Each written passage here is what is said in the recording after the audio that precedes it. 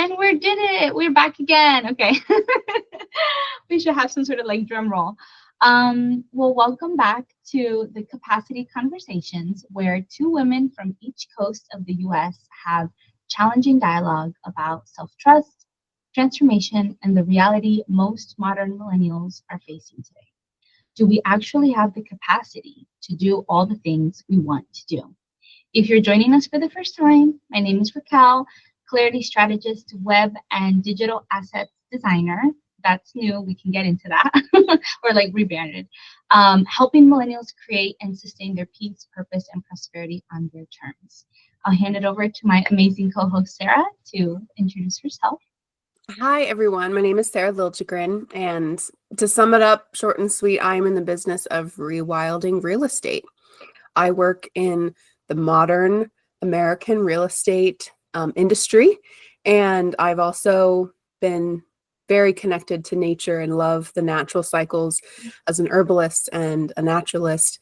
And so I'm working on building a bridge between those two worlds, since they seem vastly different right now, but there's a lot of work in the in between. That's where the magic's at. I love it. I love it. And that's really our podcast, is the in between, like figuring it out and holding paradoxes. So we're both great. And we are on episode 3. After sharing our origin stories in the beginning of our series, all about our why, our how, why do we do what we do, how did we come to do this work, and why is it meaningful for us? Episode 2, just a quick recap, we got into some of the history. So what are the things that have led specifically us millennials, but anybody who's listening, watching this, who feels impacted by so many external things pushing and pulling us, and us individuals not feeling or literally not being able to like show up for things. So what has happened in the history of humanity, socioeconomics, all these things that has got us to this kind of pinnacle point. So that was last episode. And one quick kind of blurb is that if you get one thing out of this episode or this series, I hope you know, we hope you know that this is not your fault. There are systems and structures that are literally, whether we are want to be conspiracy theories or not, but that are keeping us, enabling us to be deficient. And we'll get into that in this episode, all about deficiencies.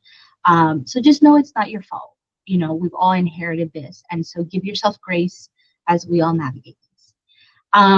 Shout out, check out our show notes for the Spotify playlist to this awesome series. If you are in the mood for something uplifting, nurturing, nourishing, we've got some cool music that you can vibe out to. Okay, so I will start us off with part 1. So get your cup of tea or beverage of choice. I mean, I'm not an alcohol drinker, so I'm not judging, but do you? So the question that we're going to start with, and then Sarah will lead us into the meat of the matter. Why are we struggling with capacity, and why are we so tired? So my disclaimer here that I wrote down, and I'm going to read it verbatim, is that deficiency doesn't go away. To work on one area of life means that we're not working on another area of life, because we can't multitask as much as we would like to. So to some extent, giving ourselves the peace, I keep saying grace because that feels very meaningful for me, that we are what we strive for and what we are working for in terms of capacity in our lives, is an ongoing thing. And we'll get into that it's a work, it's a labor of love to give ourselves and to come back to ourselves. So the disclaimer is that this sense of lacking doesn't go away, because I feel like that's what life is. There's always less of something in one area, and that's okay.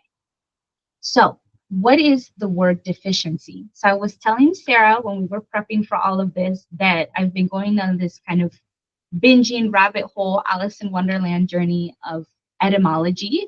My background, I got a degree in English. I don't understand all the things of English. It just is an umbrella term for learning how to write and learning how to communicate well.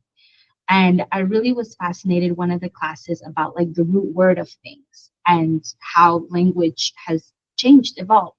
And I've been doing some life coaching work, and the life coach had me think about boundaries. And so I've been getting into this whole, well, what is a boundary and what is this and why? And so the word deficiency kept came into the mind because of this episode, but also thinking about, well, where is the lack? Like, what is that? What does it mean to not to be without or to have less than? So I want us to start with this kind of groundwork because I want us to think about how we define, like thinking about power behind the words, the intentionality. So verbatim, deficiency comes from the Latin deficientia, which literally means a failing or a failure. And that piece comes from another root called deficiare. I'm not Italian. I mean, there's romantic languages, so we all have a root system. So I'm hoping that that makes sense. But it means to fail, to fall short. So it literally means a falling away from doing. So if we think about it in that way, that a deficiency isn't that you are less than or that any of us is um, less than, is minimal.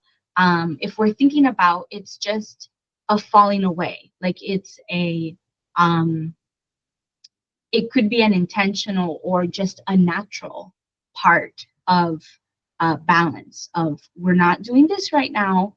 This is what's happening right now. So we could interpret that, as I said, as maybe we haven't been allowed to, or we haven't been able to, so there's no capacity, whether that's emotional, mental, spiritual, financial, environmental. But all of this ultimately, to my mind, implies choice. This choice of what can we do, or what do we have time to do, what is within our reach, and what is not. So as I said in the previous episode, episode 2, we talked all about kind of the historical, what got us here, and all the um, systemic, economic, all the different powers that be. And so all of that, bringing that context into mind, has given all of us different layers, levels of choice. So when we think about deficiency and this of falling away from doing, whether it's an intentional or unintentional thing, it's like, well, what is the choice for us right now? So I think really deficiency is about being in the moment, being in the present, and thinking about what are the choices that I have access to? What are the things that I am allowing myself or able to negotiate and engage with, which is really hard because I think immediately when I think of the word deficiency, it's like, oh shit, something is wrong with me. Like I'm lacking in something. But the more that we peel back the layers of this of falling away from doing, it's not a lack in us innately. I think that if we are really honest with ourselves that we are just another animal, another sentient being on this planet, that we all come with all the things we already need. And unfortunately, the systems and the structure, the environment, um, I love Sarah's work because it's like that real estate piece that what does it mean to have a home? What does it mean to have a grounding and a shelter that may or may not be supportive to us? But that's, we're being kind of implanted in that. Like it's not, I didn't necessarily choose to be in this apartment. It was the option presented to me. So thinking about deficiency as like, it's not something I'm deficient in, but it's like there's a lack in the environment, in the structure. And so, how do we kind of own and take ownership of, okay, what are the choices I have within this? What am I willing, able to do, to engage with in this moment? And recognizing that there's no right or wrong answer, there's not a level playing field. And so, approaching um, this topic of deficiency with a lot of care. because I think there's a lot of dialogue of like, something is wrong with us. There's something we always need to fix or get better, level up. But it's actually like put that on pause, because that's more things coming at us and not things coming from within us. And so there's this the dialogue is incorrect. Like, it needs to be a reciprocal relationship. I think if we continue to look at nature, nature is in constant dialogue. Another word that I was telling Sarah is really meaningful is trust, and the etymology of that comes from tree.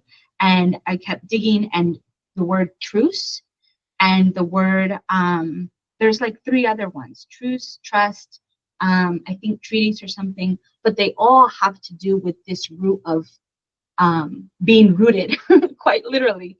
And so what does it mean to have a truce? It's you're compromising with yourself. You are having the agency within yourself, the sovereignty, to be kind to yourself and be like, you know what, this is the capacity I have right now. I can't give more than I can. And that's not a deficiency on my part. It's that this is literally what it is. Like, it's not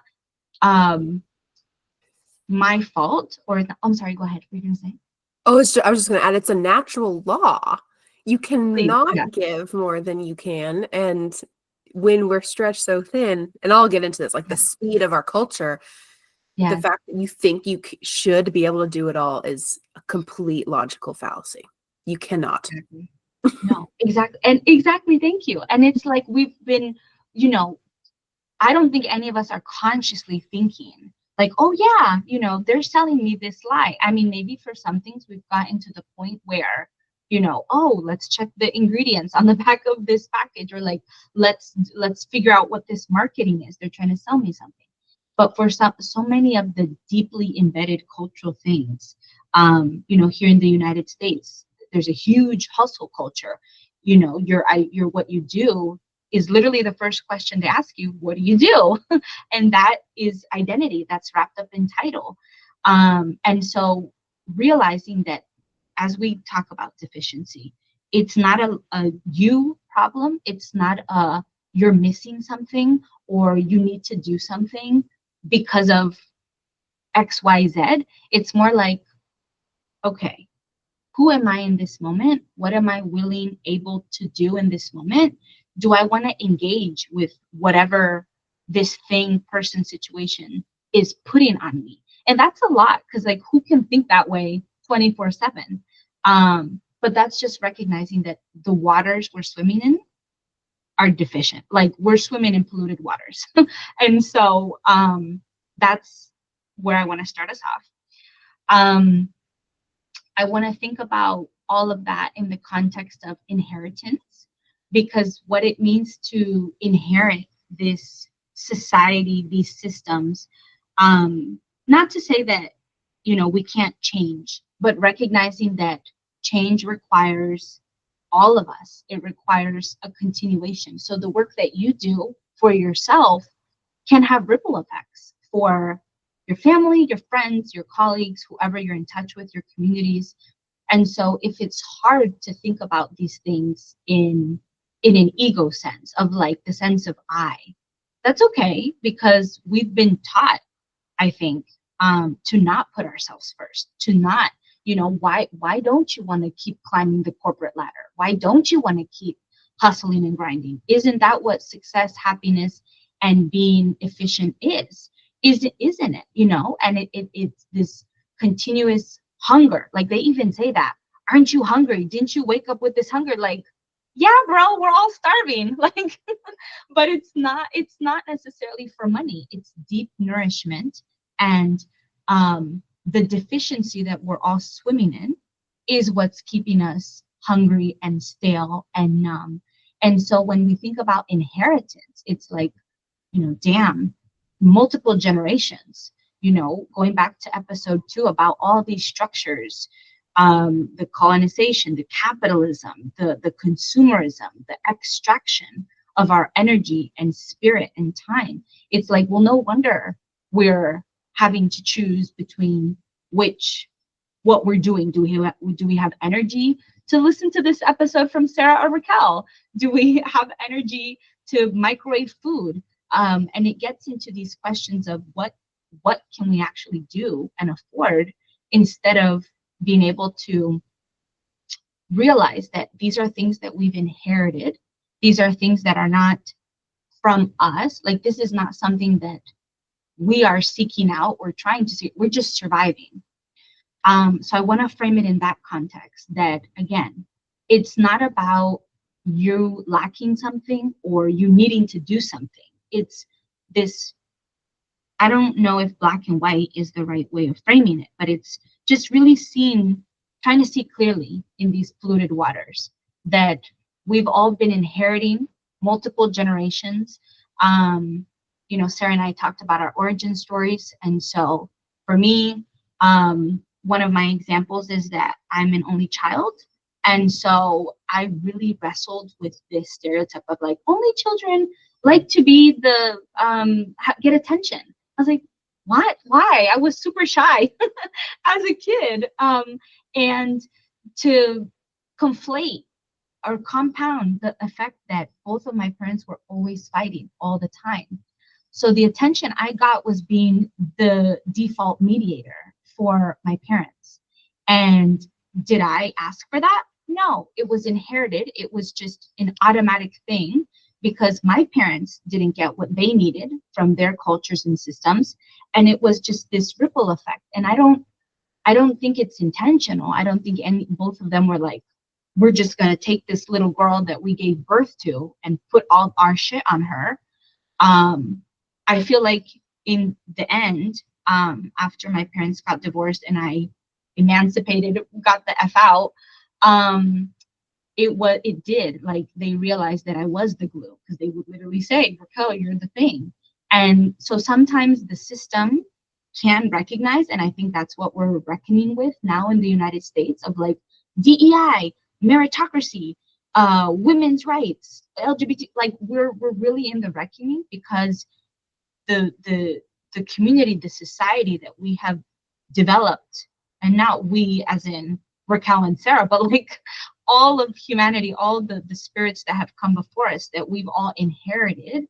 I mean, I think the natural course of nature is to seek out balance. Something has been deficient in itself. And so what is Mother Nature doing now? She's literally trying to cool herself off. She's like, these people are burning me and I'm on fire, and I need to find my own reciprocity, because I'm not getting it from the inhabitants, the stewards of my sanctuary. And that's the same thing we're doing. We're looking for, as millennials, as women, as men, as people, as animals, we're looking for our own agency, autonomy, healing, in whatever that looks like for us, recognizing that we've inherited a deficient system, and that gets nuclear, like that gets to our immediate families, that gets to the places we work, that gets to the political parties, institutions we support, work with. So just recognizing that this is, as much as it is a solo effort, to develop, to understand what that means for us. Where are we? Let me go back to the definition. Where are we falling away from doing? So what is it that hasn't gotten done for us or hasn't been given to us? What is it that we haven't received? It's like going back to that inner child. All of our inner childs are malnourished or haven't been hugged. And so it's like, now we get to choose. It is a choice. Do we do that for ourselves now? Can we? Are we able to? How much? Is this the moment? And it's really hard, because if we haven't had the model, because we've inherited X, Y, Z things, it's like, wow, on top of going to work 9 to 5, on top of paying back debts, on top of surviving and just being a consumer, a citizen, a capacitated, conscious being in this 21st century globalized world, on top of all of that, now I want to remother myself, or I want to, compensate, get that balance. That's a lot. So ownership and boundaries. What does it mean to own all of this? What does it mean to have boundaries for all of this? What does it mean to hold ourselves accountable? Disclaimer that I don't want to be the expert. I really don't want to be the expert on this because I feel like, don't hold me to a pedestal because we're all in it. We're all in this. And, my answer may be very different for someone else, and that's fine. But this word of own, going to the etymology, comes from Old English agen, meaning possessed or held as property. I didn't do the etymology of possess, but I think that's interesting that it means to be held as property. So there's this claiming of it. So there's agency in that. When people say, the more we buy, the more our things possess us, and we're not possessing them. Like that thing, the screens, the things have more claim over our time, our energy, our money. So it's this nuanced conversation we're having around the words we use to live, to communicate, but also with ourselves. Like, what does it mean, again, with own, to possess ourselves, own our boundaries, be accountable to our own needs and wants that we didn't get because we inherited XYZ things. I kind of skipped over some of the etymology, but the Greek part, or the Proto-Germanic, let's just say German, pre-German, to possess means I have or I hold. There's a pi root, P-I-E, root word in that. I don't know how they spelled it in the Germanic or in the Greek, but to be master of, so to possess. So it's important, again, to understand like the context, how things were created, how things were defined for us, because now we get to redefine and choose it. So what are we choosing to be a master of? What are we choosing to take hold of? What are we choosing to embrace and be responsible for? And all these words I'm throwing out, like, redefine it. Like, what does it mean, responsibility? What does it mean, master? Like, I think master holds a lot of um, distraughtness, because here in the United States, my husband does kind of these designs for granite and stuff. And he has told me that they don't use master bedroom anymore because of all of this context. And so it's like, I'm not here, again, I'm not trying to be the expert of anything but myself, quite honestly, because I think everyone has a right and a privilege and a desire to claim, to possess, to own things for themselves, when so much of the world and the systems that be have not given that. Like, we're always trying to catch up or understand. So I just say, with all these words that I'm using, mastery, responsibility, accountability, please feel free to redefine it, and use words, fill in the blank, that feel more resonant to you. But it's hard, as I said, when we haven't had a model, and then it's thrust upon us. Sarah and I are very similar in age. We're both 33 this year in 2025.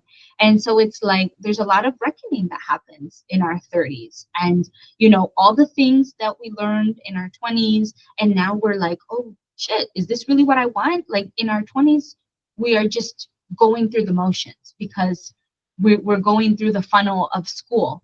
You do this, and then you do this, and then you do that, and then college happens, and it's just all these things are forced upon us, are owning us, are possessing us, before we even know or can or try to possess ourselves. And then we're in our 30s and then our 40s, and then it's like, pause, reverse, like, why am I walking down this path? I didn't even know, because we don't even know ourselves. And so there's this lack of self-ownership. Self-mastery. Self-mastery. That's what because I work in being in the real estate world. Yes, it's primary bedroom now. It's not master bedroom. And as you were speaking, I went and grabbed this book called Mastery by George Leonard. Absolutely. Uh, it's kind of about Aikido and martial arts, but the concept of mastery, if that goes away, it's like, how do we relate to ourselves? How do we relate? Because it's already essentially gone. Raquel, do you know anyone like our age that has Mm, practiced for more than, or practiced a practice for mm-mm. more than 10 years? No, no. And it's like, well, you might wonder, do people in their 30s even need to dedicate their lives to a practice? It's like, well, even if it's meditation, even if it's writing, even if it's Mm, a martial art or a sport, um, that's right. yeah, the idea of holding on to something and honing your skill over a long period of time Yes. isn't, Yeah. that's a deficiency in our culture for sure. Yes. Yeah, yeah, because then it's like what, now we talked a little bit, I think, about that in the second episode, about technologies, and I think Sarah will lead us into that in the meat of all of this. But it's like now we're constantly playing catch up, and yet we've never had a solid ground. So going back to this trust and what does it mean to be rooted, to be grounded? Like there's been so much emotional, mental, cultural displacement in a short span. Like right now, we're witnessing what's happening in Gaza and Israel and all these things. So there's literal displacement happening. But that's been, I think, a recurring theme in history with colonization, with converting people, like all these things. And not to, again, I am not claiming what's right or what's wrong, but it's just to notice the trends, the cycles. And so, because of displacement or because of this deficiency in our waters, there's not been a filter. There's not like someone here cleaning the water to make sure that we can all get our minerals and our nutrients. It's just we just keep dumping in it. The systems just keep dumping. And the ocean literally still has the Titanic and how many histories and how much stuff is in the bottom of the ocean, that's still there. Like this is the bigger metaphor of like us as individuals. We still have deep things that have not been healed or have not been possessed. We haven't owned our own stuff and dealt with it. And we just keep going through life catching up, figuring out. And so this thing of practice, I think, is so beautiful and important because one, it's a practice. It means that it's not perfect.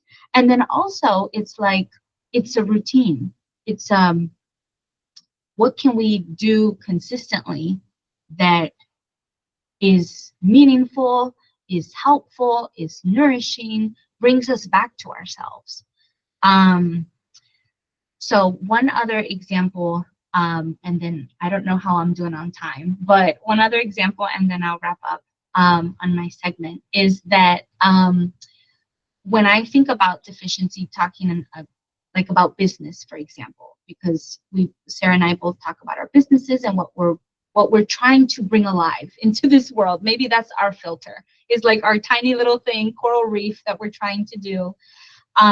So I have struggled with the income part of the business consistently because I'm like, is it fair to charge people while we're all flailing about in the water? Like, let's say I'm trying to teach people to swim or I'm trying to sell the life raft, but it's like, don't I just want to give the life raft? Why do I need to make money off of that? And what does reciprocity and boundaries and ownership, responsibility look like when we're all trying to survive? Like, what does that even look like? And thinking about the larger strata, that there's billionaires who literally don't give a fuck. Like, there's billionaires literally consistently polluting. Um, I saw this article. I mean, I don't know anything about Chicago, but there's, I guess, this annual thing where they put like 82,000 rubber ducks into some river. And it's part of this competition of like, I think people can donate or can purchase a rubber duck. And then, so it's part of a cause, kind of like run a 5K and then however much you run, something like that. But in my mind, I was like, why does it have to be rubber ducks? And and so I was just thinking about like what does it mean to try to show up in a way that I feel like I'm owning my stuff. I'm looking for nourishment, and at the same time I'm not wanting to take away nourishment from other people or from other things. Um my family, everybody's an immigrant. Me and a handful of cousins were born here. So we're the first generation born on this side of the border. And what does that mean? That means that, well, we have papers. Like, we have a big benefit of being a United States citizen and growing up in a culture that is English first, because I know that anywhere in the world with that passport, it opens doors for me. I speak English. What countries don't speak English? Like, it's a huge advantage.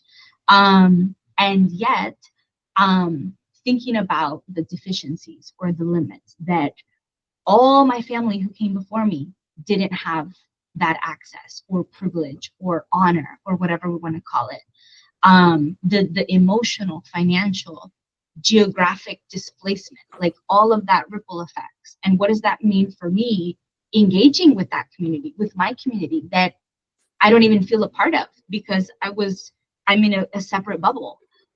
So just, I say all of this to say that I also am reckoning and reconciling and in the moment redefining what all of this means to me. I do charge for a business because it's a need. I know that I need money. Why? Because I have to pay bills. Why? Because I can't be off the grid yet and have a homestead. Like, in this moment, this is where I'm at. Someday. And Sarah's gonna be my expert, and I'm gonna I'm gonna happily pay you because this is the reciprocity of, like, this is how I'm honoring you, and that's how I'm redefining it. Is like, if people can only listen to this podcast or our separate podcast or whatever, then that's beautiful. Take what you need and hopefully keep giving to others. But if there's a willingness, if there's a deeper sense of need, engagement, ability, to work deeper, I'm also here to get paid to hold bigger containers. That means that more of me is in that. With the family thing, like, it's a constant, I think, renegotiation of what does that identity mean to me, and what do I choose to take and let go of, because not all of it is working for me in a Latin identity. And so I ask myself, and I want to, I think I'll end this and then I'll transfer over of what, I have a note here of, like, satiation. So it's like, what is it that is going to satisfy you? What is it that you need in this moment? And today, Saturday, August 9th, I may need something that is very different than tomorrow, than I needed yesterday. And so I love how Sarah brought practice, because it's like practicing this personal inquiry of, what do you need today? What do you need in this moment? And that could literally be nourishing your inner child. Have a good cry, take paints, go ground, hug a tree, go say sorry, to yourself, go confront that boss. It could be whatever, but it's like, what do you need? And be so honest and so naked and true to yourself, because that's the only thing. Like, I think that's what fish and the animals are doing right now. Like, they can't even figure. I'm trying to put myself in the fur.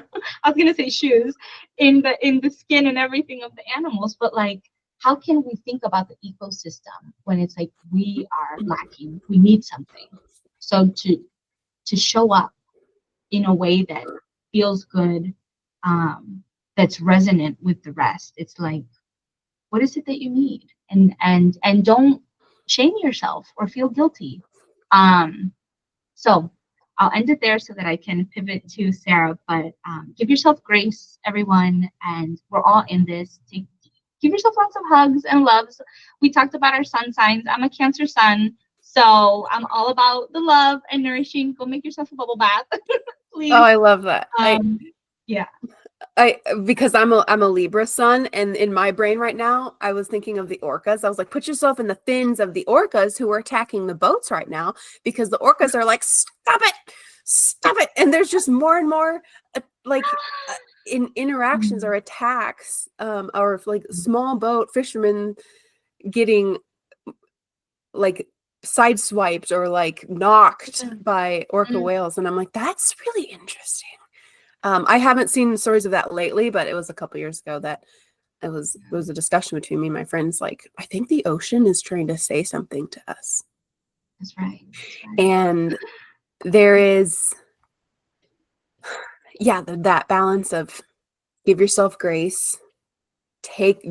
Self-care looks a lot of different ways.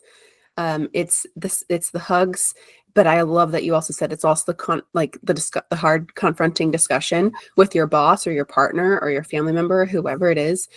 There is, and I still am like learning the truth of this every year. It's because I forget that self-care is like the pain and discomfort is also just as nourishing.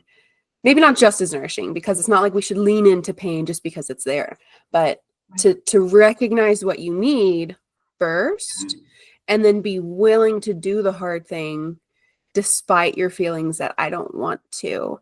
I think that's a really hard, maturity was one thing that I thought of in my list of deficiencies. And Justin and I talk about this sometimes, and I'm not thinking of one, I'm not thinking of one workplace or circumstance or community or anything, but, and I'm also speaking for myself, like the lack of mature, fully adult adults is shocking. Like really, there is this, I was just talking with someone in my office yesterday, that we fall into the trap. She was speaking of someone else and she works with, falling into the trap of, well, they should know what's professional. They should know what I mean. And there is a balance of like, they can't read your minds, but B, there should be some level of precedent of like what is professional. So I get both sides there, because that's just how my brain works. And that's unfortunate, because I often don't know. Yeah. I often don't know, like, well, what is the appropriate thing or the mature thing or the professional thing? And I think some of that is a byproduct of me not knowing who the F I am for so long, and maybe even including now. But I think that's why I love Raquel, this project and this work, because every conversation has been timely and allowed me that space to reflect during that moon, because right now we're doing these once a month. And so a whole month of like soaking into a topic, and that hopefully for the people listening allows you to soak in an hour or 2 hours into this topic of deficiencies. What are we missing? And it's allowed me to notice these are the things that's missing, and it's pushing me to make real changes in my life. So I'm going to have that hard conversation soon. I have it planned, and I'm going to think more about my career, and I'm rebranding, updating my website, like to think about, I'm going to go berry picking this weekend. Like finding, you know what, here's what I'm deficient in. Here's what I'm truly deficient in. I need more time in nature. Yeah. I need more work-life balance. I need more time tending to my garden at home. Like, there's just this list of, if you take the honest, true inventory, and coming back to your highlight on trust and truce, what does that mean? Like, how can people even relate to what is true for them?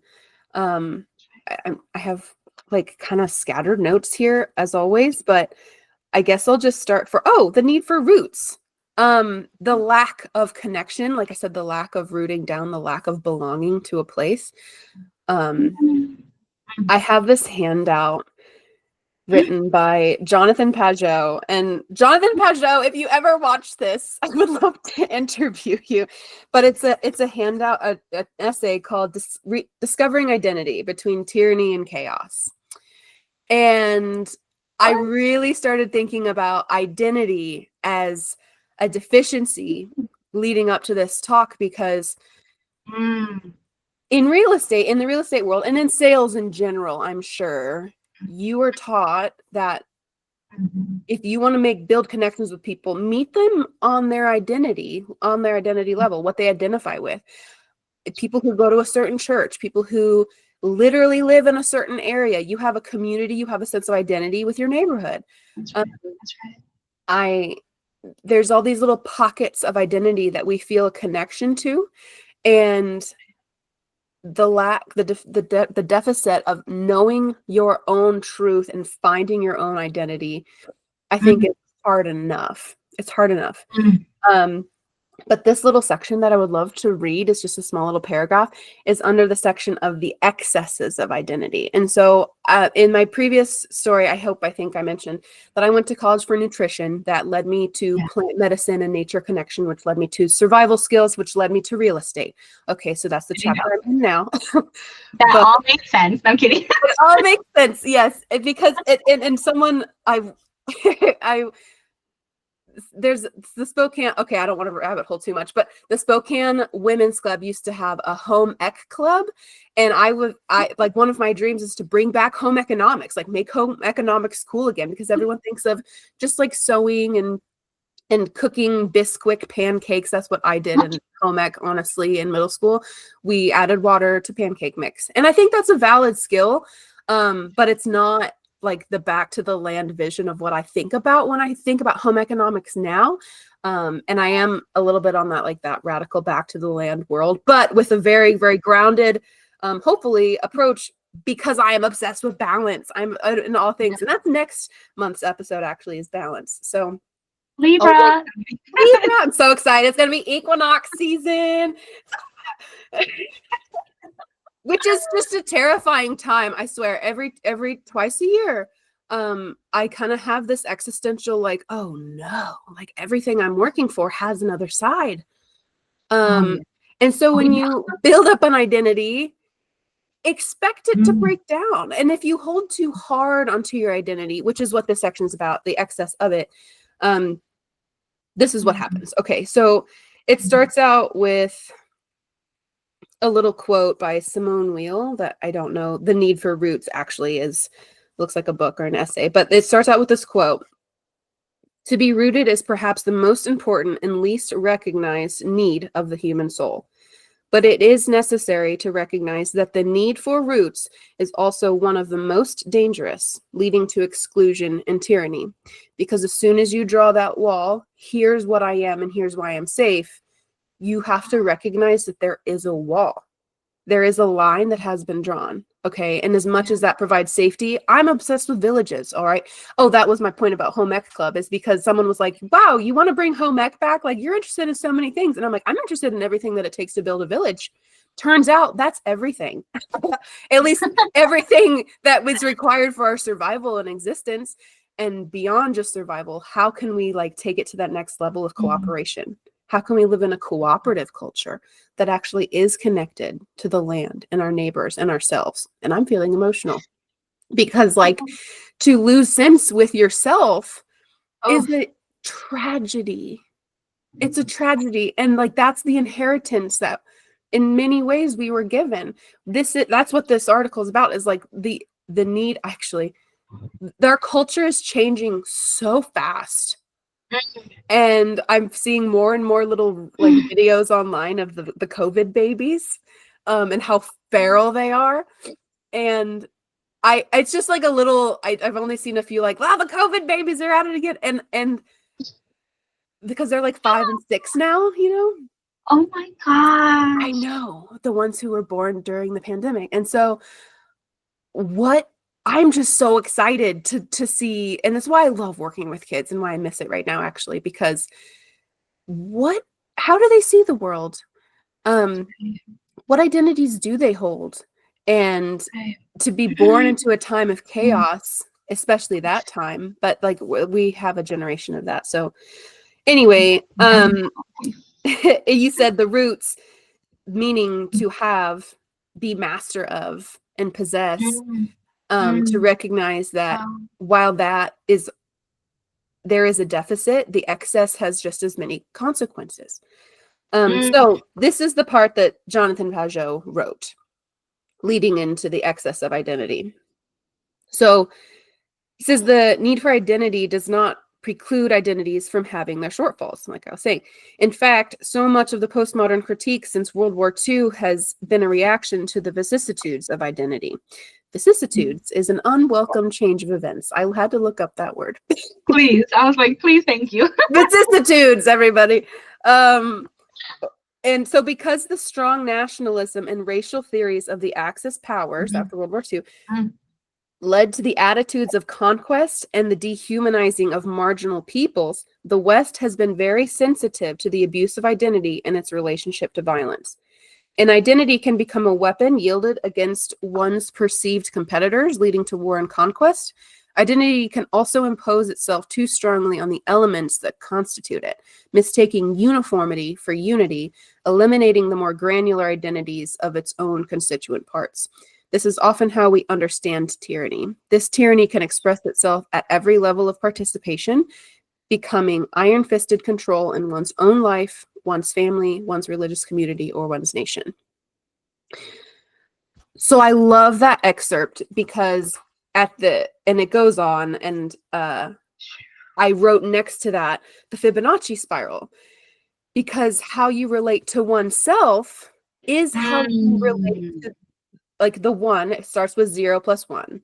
It's right here if you needed a reminder what the spiral looks like. And then the 1 plus 1 is 2. The 1 plus 2 is 3. That sequence goes on for infinity. Mm. Mm. And you see it everywhere in nature. We see it. I see it outside in the sunflowers. We see it in the human body, the proportions of our face, the Right. proportions of our knuckles, That's how a hurricane works, how a right. tornado works. And if we can remember that there is an undercurrent of natural laws, like we were saying earlier, there you have your capacity. You do not have more. And if you are burdened, your Mm. capacity goes down. That's And right. to think that you can go beyond that is just a natural law that you just, there's an ego there, that Right. I Right. have seen in the big world of sales, of the big world of anything, not just in the sales of real Yeah. estate, but in the sales of professional development. Buy my course, like we're going to decommodify self-development or self-help and personal development, but also buy my course for $1,000. And it's just this Right. weird paradox of like, well, how do we fit into this? And I don't think there's like a perfect answer. But I can tell I'm starting to talk really fast because I'm getting worked up. So I'm going to go back to my notes and No, see. I loved it. I'll just say Yeah. everything you said was like, what the heck? Because that's what's happening now in 2025 with tyranny and, the two polarities of so Hmm. many socioeconomic. So I was like, wow, that's super. I mean, just the analysis, and I will just say there's something so beautiful around people who have the capacity to go very deep and put language to the things that we're Yeah. not under. Hopefully this series helps people do that. Hmm. Not creating answers, but like there's something about creating a vessel, some Hmm. space, because we don't have that, and that's a deficiency in our culture. So anyways, I just wanted to say that was beautiful. Good. Yeah, thank you. Yeah, I Jonathan Pajot is a beautiful writer. In order to unravel, I mentioned in my origin story, religious trauma. I grew up in a church that I say religious trauma because that's what happened. First of Mm, all, that's how I reacted to it, was to be traumatized by a religion. It does not mean that community, that yeah, church, in yeah, that point in history was wrong. And that's right. something I have gotten to the point of within myself. Like, Mm, wow. how do I wrestle with this? Because they were good people. They were trying their best. Yeah, And the philosophies that I embodied turned out to hurt. Um, mm, and he is in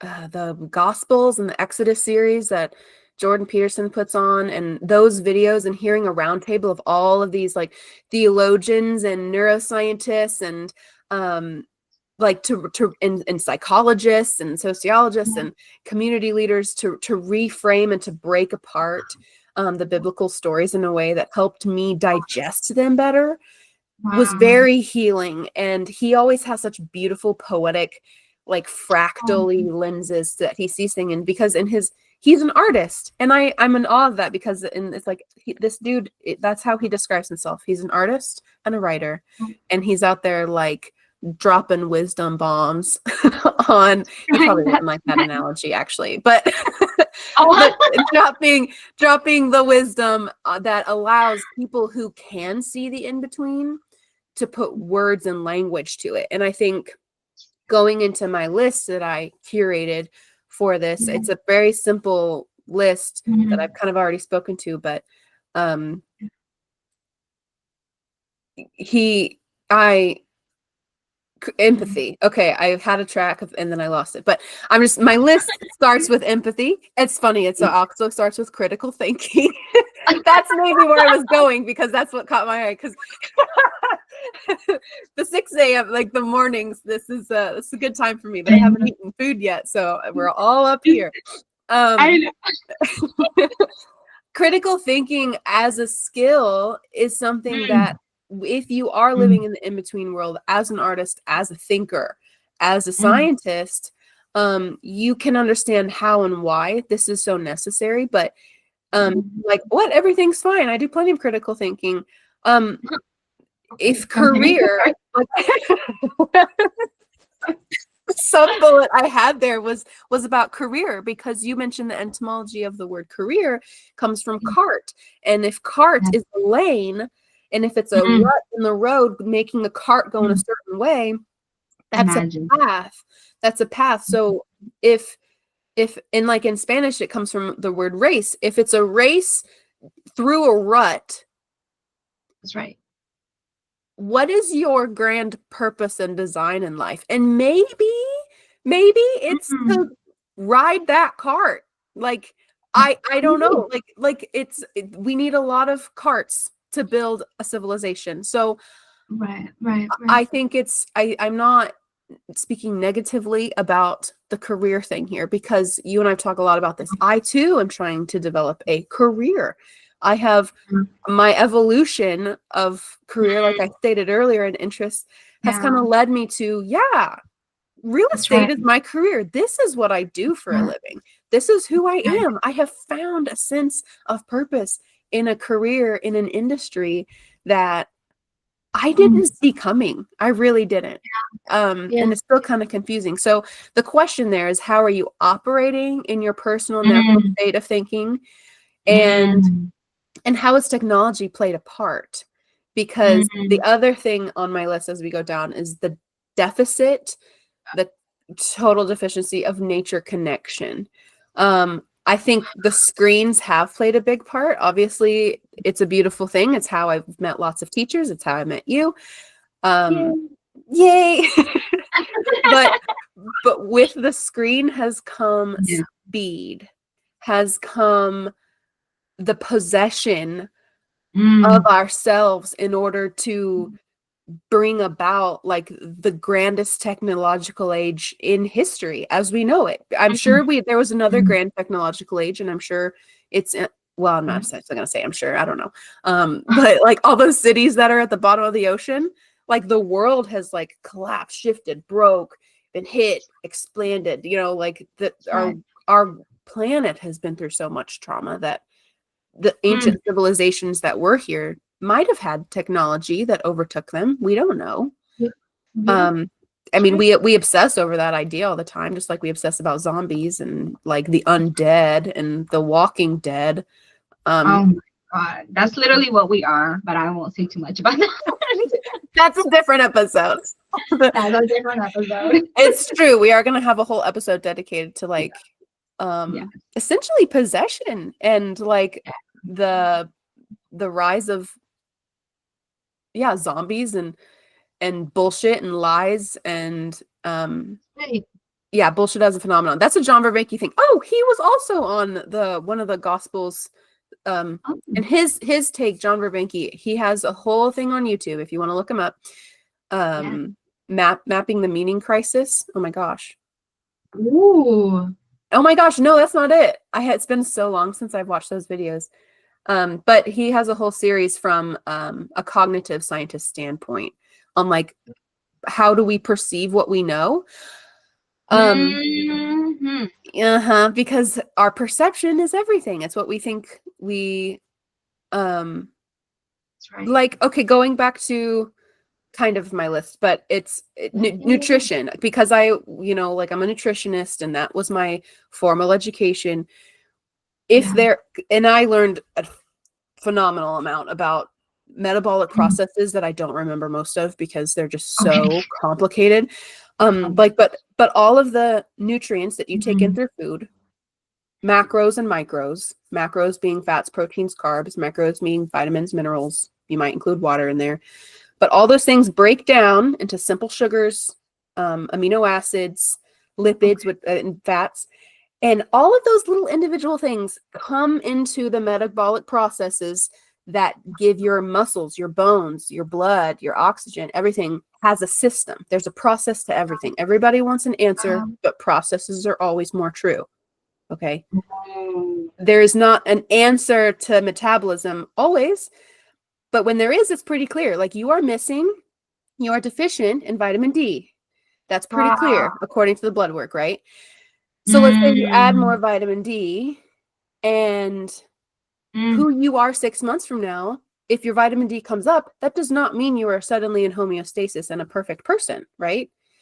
You are mm. evolving through that whole process and you get up to this new point of balance, a new homeostasis, and there That's might just be, random. Sorry.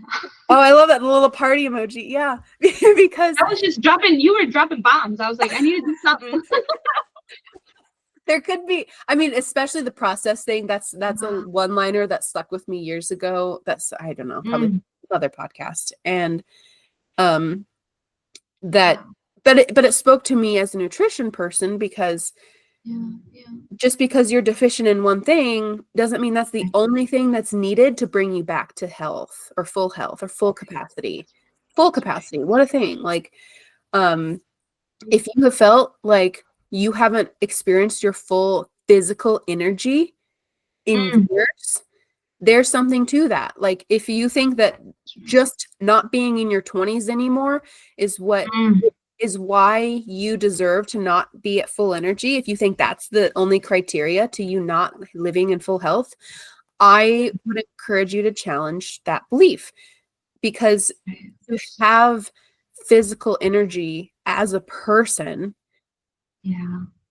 I hesitate to say it's like a human right, because I don't really understand Mm, rights fully. Like I yeah. mean, I Yeah. do Yeah. culturally, but like I don't know if housing is a human right. I feel like I advocate for that pretty like spiritually, but I actually don't know if I don't think it's a human right.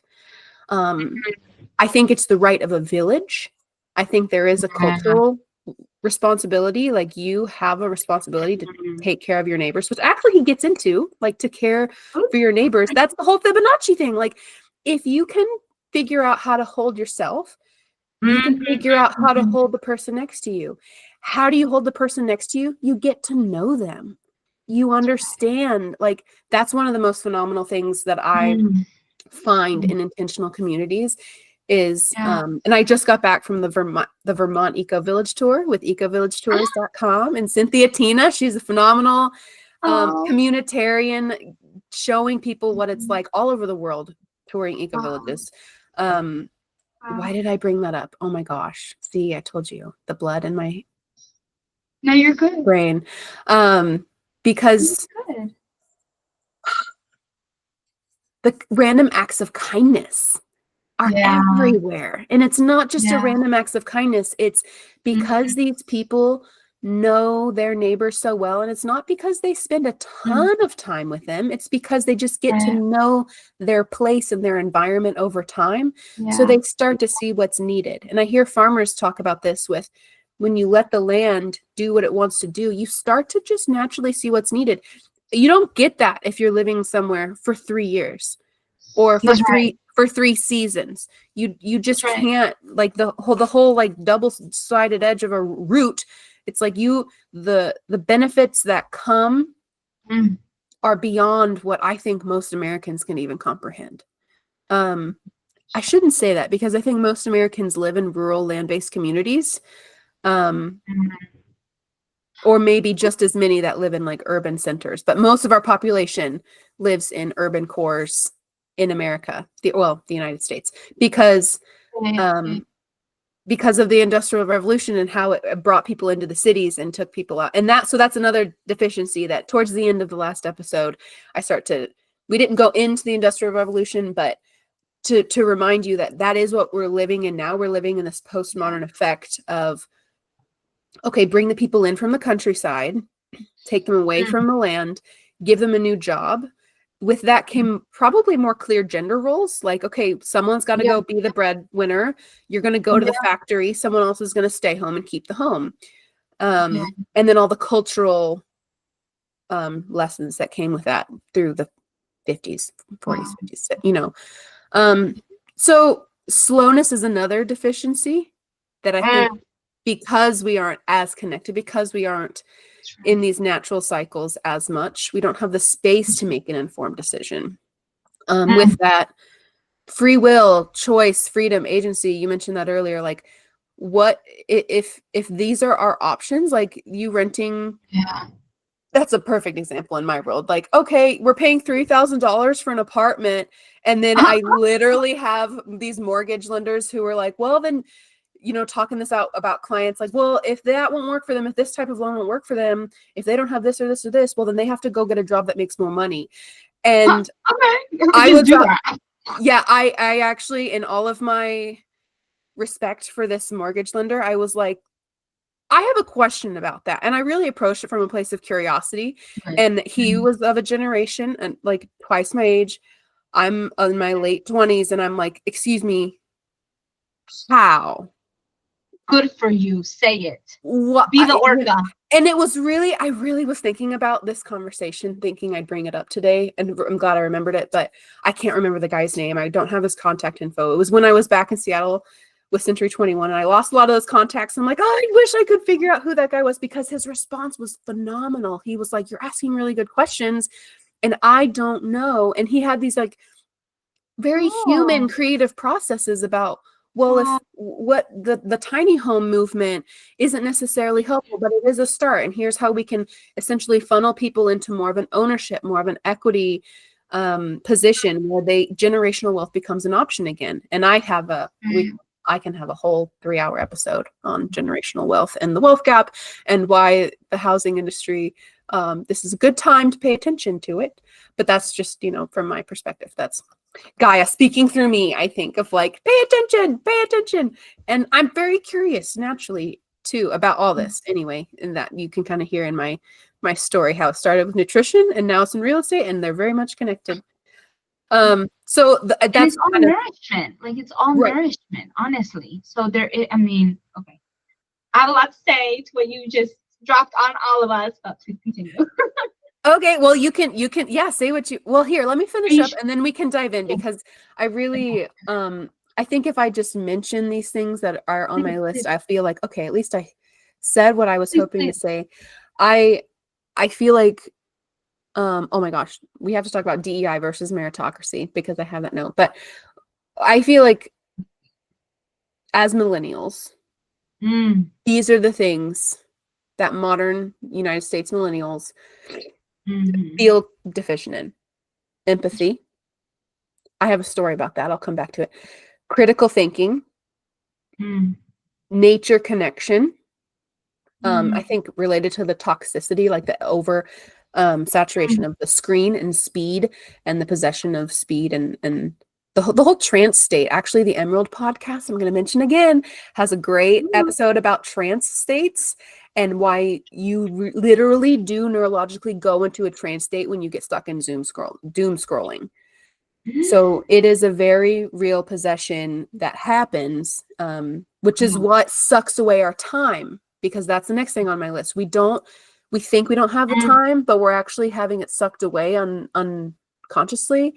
So why are we expected to do it all and care about it all at the same time? And we actually don't have the time to.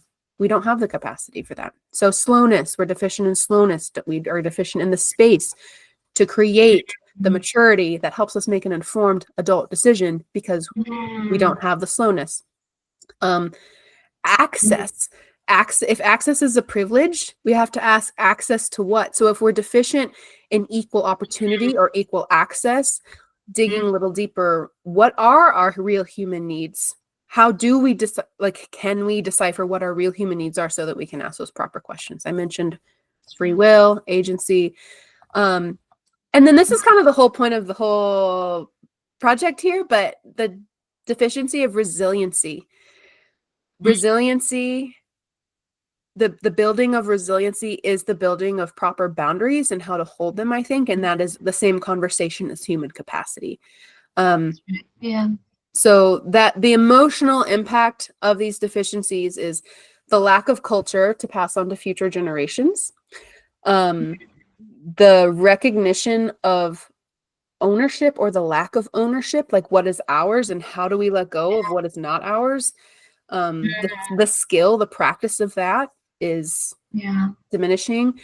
The emotional trauma just of like, okay, you're born into this system, you realize what the system is, that process alone is traumatic. To process the grief of, oh, I wasn't given what I thought I needed to survive, even though I thought I was surviving well. And so it's a very spiritual awakening like process to have your identity break down.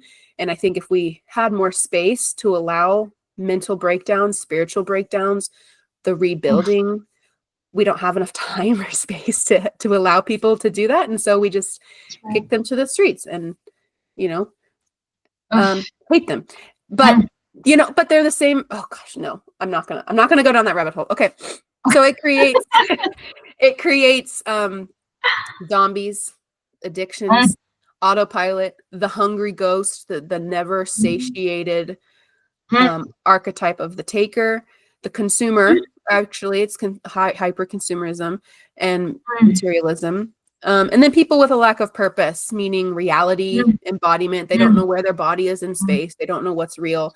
I think there's a big, scary issue of that with the younger generations. The YouTube algorithm shows me what I watch. And so I, in my little bubble, think it happens all the time because it does, but not that much. But there's this phenomenon, and it's always been there, of children committing crimes. And I think that minors committing crimes is related to their overuse of technology. That is a very, very simple, like, opinion that I'm admitting to right now, but there's people in that world who can speak to it, and I would love to actually interview somebody about it. But what does the relationship between not having a grasp on reality have to do with you not understanding the consequences of your very real actions? Why does a 16-year-old not understand that running over your boyfriend that you're mad at will kill him? Like, that was a real one that I watch these court cases, right? I'm very interested in like the legal court system and stuff, like the back end systems, and you just see these poor kids caught up in the moment. And yeah, I don't know. I also was in youth court when I was a kid, and so got very just exposed and have a big heart for kids who don't know what they're doing. And I think this is some of what those deficiencies create, is this lack of connection, lack of reality, and then the toxic conformity. And you have a note here, AI, the erosion of trust as well. Like, we're not a machine that if you just like plug in, here's how to do it, and then we just do well. We're a lot of us are very scared. That's right. So that's all I have to say about that. That's all. That's everything, you all. No, I'm kidding. And now we leave you all to fend for yourselves, like you have been doing. No, we won't do that. Why would we? No. But it's like all of what you have said has so many pearls. The whole thing is a pearl. But it was just like one thing that kept coming up for me was process. Um, there is like all of these things for me equate to process in the sense that we don't have a village, so we have to be our own village. We Mhm. haven't been role modeled stuff, so we have to be our own role model.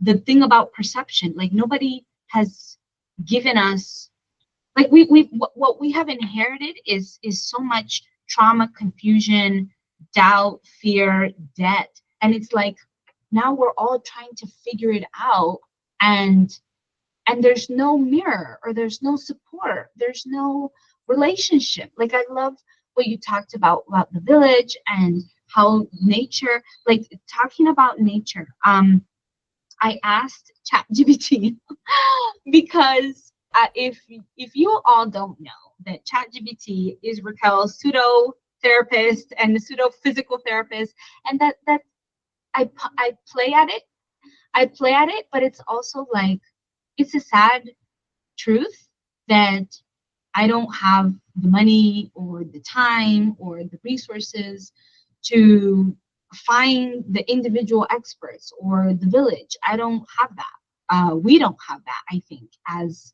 a group of people to have our own team, our own squad. And so I asked ChatGPT around how does a tree know like when to support the other trees? When does a tree know that it's gonna give more of itself and support the forest and the ecosystem? And um, ChatGPT had responded something like, it has, the tree is in devotion to its own design, um, that it gives, but kind of going back to what Sarah and I were saying about capacity, that it's a natural law that we have what we have and we don't have to push more beyond that. And so I was like, oh my God, ChatGPT telling me that trees honor their own design and like they're devoted to their own design, and that trees inherently respect their rhythm. I was like, what the fuck? Like, this is why trees are wiser. And if I'm gonna put a hierarchy, like trees are better. I mean, I've already told my husband I would rather be a tree or a butterfly or something because there's. I mean, humans are we are brilliant, and we are also stupid. Like we're not brilliant. Like there's so much ego-ness that I think gets in our own way and creates so much problems that we are creating our own problems and we're not Yeah. solving them. Or and then we're not like, where did this come from? No, bitch, like you literally created that. Like Yeah. you clean up the dishes. Um, so what I was trying to say with all of that is just that um I'm gonna look at the notes too. Um the piece about the empathy, the critical thinking, like all of free will, for me, all of that came down to like there's a lack of process. And if we were born in villages, if we were born in communities that we had elders or people that could model things for us. I interviewed this guy on my podcast. His name is Tad Hargrave. For the I him, love him. I love Tad. I didn't know you interviewed him.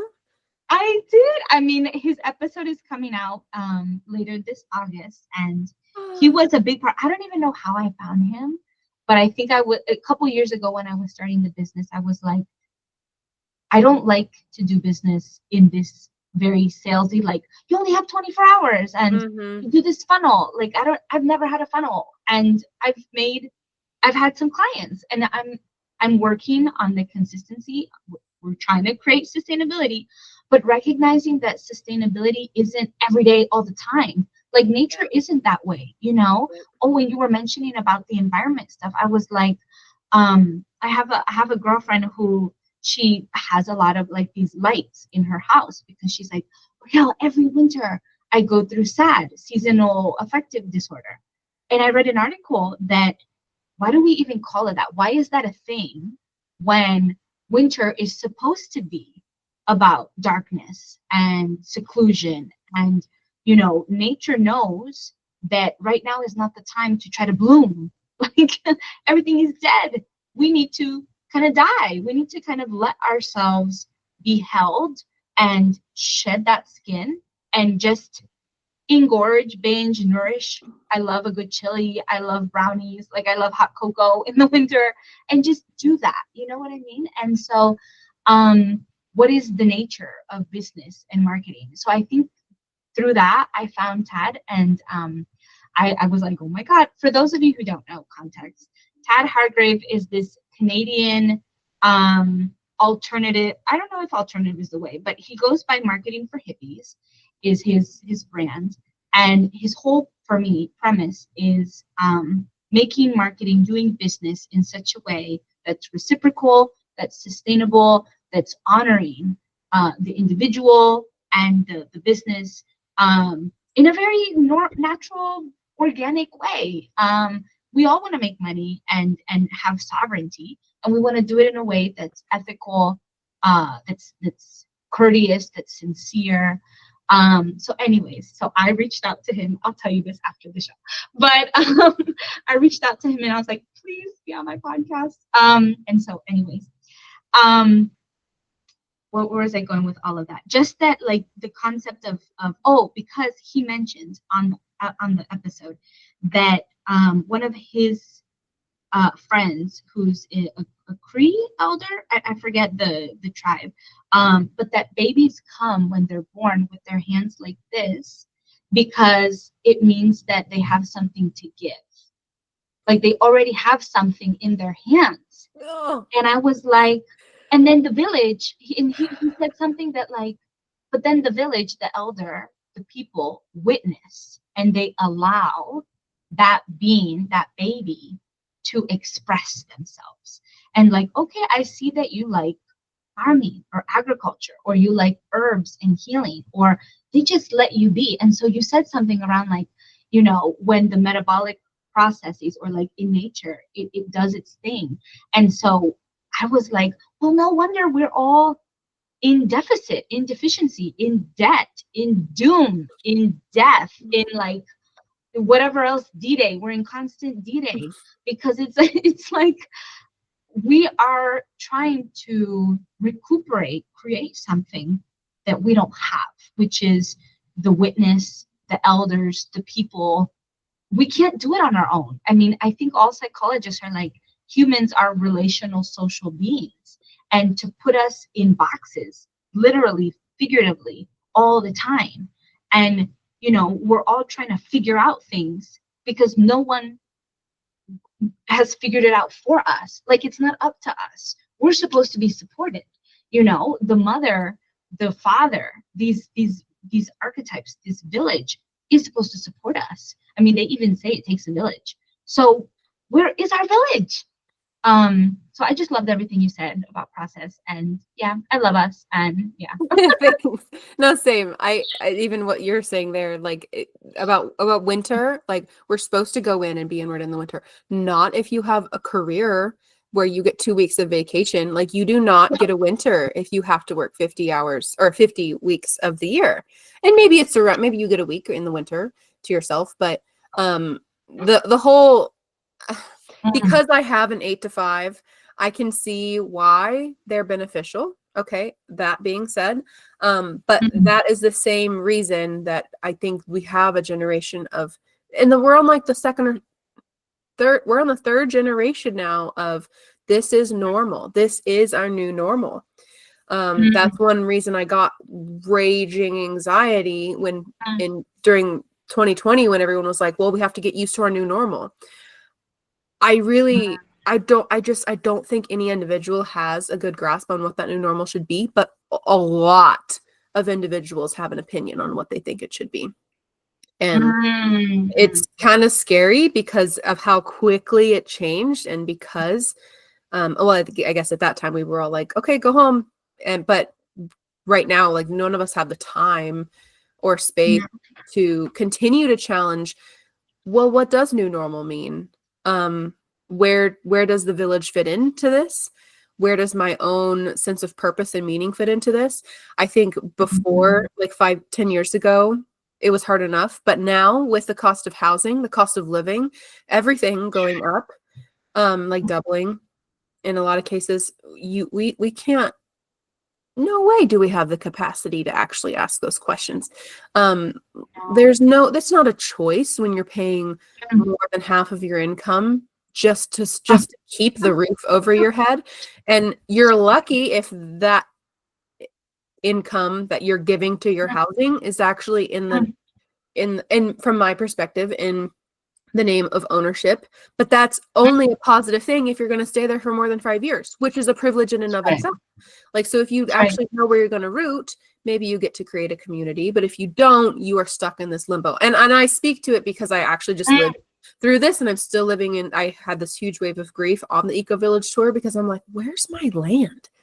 Where's my people? Like, where do I want to be and to root and feel a sense of connection? Like, my heart and soul, and this might not be like the right language for everyone, or like, but it makes sense to me. Like, I want to marry the land.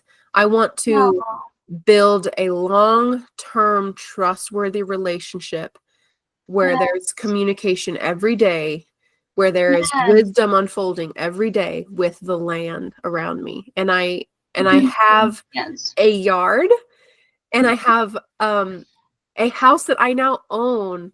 And Oh. yeah, and it because like this house that we've been remodeling, we're going to work on it today. It's such a big project, and it's a good location for my work, and it's not the land I want to fall in love with.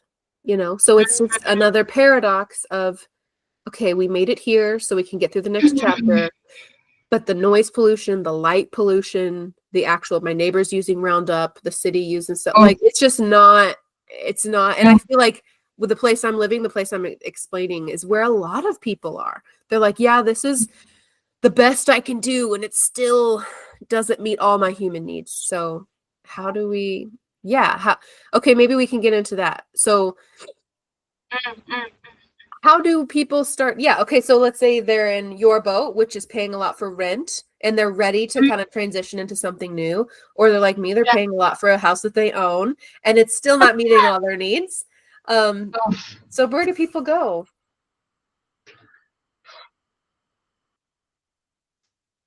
I think we start with like, it's so hard because it's hard to think about the future when the present is uncertain. Right. But I feel like I'm trying to encapsulate in a short way what I'm trying to do in my present. So I feel like I'm an open book. So let's just tear it out. I'm very um so I am married. I have been married 2 years, this is second year, but I've been with my partner for 9. He is Peruvian. And so there's a cultural mismatch and I don't even know if mismatch is a word, but it's very different growing up in the global South and being raised in Spanish Catholic background, than being raised in the global North, where and I use those words because I feel like I don't like third world country and all this other stuff. And so I grew up having access to McDonald's and like going to 7-Eleven or whatever. And so we live in an apartment here in Northern Virginia. I grew up with this, my parents like, get prepared, get a degree. You're an only child, you're a woman, you're a Latina, like the world is not going to do you any favors, so you got to do yourself a favor. And I was all about, I want to do yoga. I want to go live in Sedona, Arizona. I just want to like peace out. And I never got to do that. I never got to be me until after I graduated. And I was like, fuck it. I'm not making money enough to pay my debt and to pay student loans and stuff. So I'm just gonna do it. I'm just gonna get a yoga degree. So my husband doesn't come from that background. So we, in our house, white collar, blue collar, I make more money than he does. Um, but we divide the rent evenly. And he has been able to save more because he hasn't had the debt that I have had. And so I try to paint the picture of like in one apartment, one bedroom, there's already like multiple worlds living in here. And there's different ways that we approach certain things. I tend to approach things of like, going back to the question of what do we do, I'm always like, what's the future? How's the future going to support me? Whereas my husband comes from this perspective of, because in Peru, you can literally own your house. And so his mom, I think, is that first or second generation? The thing is that his sister and his nephews and nieces can inherit that. So that's three generations that can stay in one place. You know, like for me, that's an example of generational wealth. So they don't have to possibly think about the future in the way we do here in the global north, because we don't really own property like that. So his mindset is very different of like, things are going to work out. And I don't think he means this in a happy-go-lucky, but in his life, in my husband's life, he has seen things work out if you just work hard. And you know, politics in Latin America is corrupt. Like, I'm not saying that it's stable, but it's just that in their social economic situation, it's worked out, and they have seen the proof of that. Here in the US, we don't see that. And maybe I can make the argument in like in Europe, in the UK, in Germany, like maybe there are other Western countries that even if we prepare, the future is still uncertain. So it's hard to think about like, how do we make this work? How do we find land when it's like, but we don't even know tomorrow, will there be land? Like, it's really hard to think like on the East Coast. We had a hurricane in North Carolina. I was like, oh my God, I love Asheville and I love all, because we went there and they have a really nice community, and I am someone who likes to see a lot of different colors, a lot of different faces, a lot of different ages. I don't like to just be with Latinos. That's just my personal preference. I like the hodgepodge. And I love that about the East Coast, certain places. And a whole hurricane in North Carolina. And I was like, I had never seen, I'm from Florida. So I was like, what is a hurricane doing this far north? Yeah. So the scary of like, no, what's happening to the land that I don't have control over. So I think that was a lot of context to say that the way I answer that question is like, what do I have control over? Okay, I have control as much as I can of not having debt. Thank God. I mean, to a certain extent, COVID did me a big favor, because those checks went straight to the debt, to the student debt. And then I worked my big butt off, because I have a big ass. For those of you who can't see me, I have a very, I worked hard to get out of car debt. So I did 2 jobs, 2 full times, remote contracts. And so now I don't have debt. So it's like, what can I do if I can, right? That's not the path for everybody. But what can you do? What feels realistic for you to do in whatever you're trying to pivot? So for me, it was financially. I want to have some savings. I don't know where we're going to land. I don't think this is our forever place, because right now it just works. There's a lot of jobs in this area. So we're making it work with what we can. But so it's like, what can you hold on to, knowing that that's not permanent? Like, this is a temporary solution, and we're gonna pivot as we go, because it's scary, but it's like, what can serve as your guardrails? Like for me, my goal, and I told my husband, is I want to have $20,000 in my savings. I have never in my life had more than 5,000 in my emergency savings, because everything was going to debt. Yeah. And so now I'm like, that is what, how?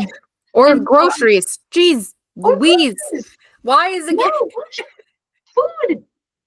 50%. I mean, like it's Yeah. nationally, like the between the cost of living going up and food going up. I think that's, you know, Mm. do you what's like your vision for your life? Oh my God. Well, because I ask that because you just gave a lot of Yeah. context for, okay, here's what I'm working with. Yeah. Here's what I can control. Here's what I can't Yeah. control. Um, Yeah. and what I'm hearing is, okay, she's preparing to go live off grid in community, but that's not everyone's dream. And I think No, even if no, it no. is what they're searching for, like in their heart, that might not be what the language or actually vision with their eyes or their vision board is including. They might not be picturing an eco village with people they know and trust. Right. Also, people who've been in that situation and it hasn't worked out for them, like there's a reason to not aim for that. So whatever people are aiming for, I think Mm. is kind of where I'm curious now. Mhm.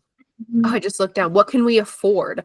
What does it mean to afford actually achieving what we want in life? And both of us don't have kids right now, and I think this would be a very different conversation if we did. Oof. And how do we bring that into play? Because a lot of people, That's right. I think I mentioned That's this at right. one point, like just do things that they wouldn't normally do morally, the things they do for money, the jobs that they're Mm. doing, they don't want to do. I was raised by Mm. parents who didn't love their job and they really lamented it quite often. And it's one reason I think that played into my deep desire for purpose and meaning, because I'm That's like, right. I will never do a job I don't like love. And it's like, well, here I am doing a corporate desk job, Oh, no. learning all these tons of skills, but I'm still like, okay, I see why people do this, because if I had kids Yeah. and right now it's like, well, I need the consistent money Mm. Yeah. to build back. Yeah, my savings, I've spent a Mm. lot, I've gotten debt. And so if I had kids, I wouldn't even question in some ways like the need for this. And how can I take on more? Because I take on extra part-time work outside of my job, just to make more money. And and the way it's justified when kids are in play, I guess, is my point. Mm. Because Mhm. I see people in the real estate space where it's like sale, sale, sale, sale, sale, sale, sale. My kids got to eat. My kids got to eat. My kids got to eat. And because I'm interested Mm. in the social pattern of real estate sales and what it does to pricing, I'm like, is that always the answer? People will always move, always buy and sell, always.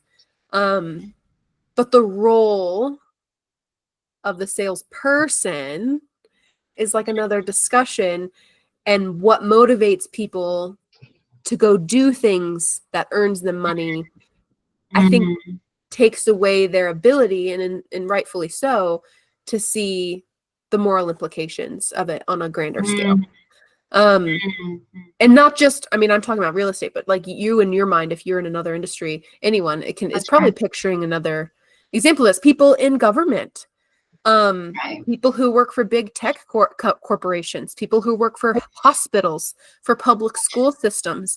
I mentioned at one point in a previous episode that I have lost all trust in these institutions, and maybe not all trust. I'm interested in going back to school right now too. So I'm like, how do I I know. rationalize this? Like, we can't just fully give up on the system, right? We can't, like, what does it do? And that's where I'm at right now, is like, what does it do to me mentally to give up on these Mm. systems? Mm. And does it just push me into more of an individualistic mindset of, well, I'm just Mm. gotta go create this in my own household, disconnect, disengage, and Mhm. Mhm. yeah, I go back to the land, but maybe that's my own dream and vision.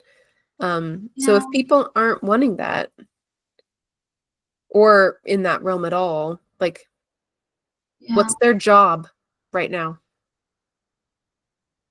I know our note says our job is to find deficiency, but I'm gonna say their job is to explore, Mm, because I don't know if I think I told you this. I don't remember. But I put a goal for myself, one of those New Year's resolutions, that I want to take myself somewhere I've never been before by myself, for myself.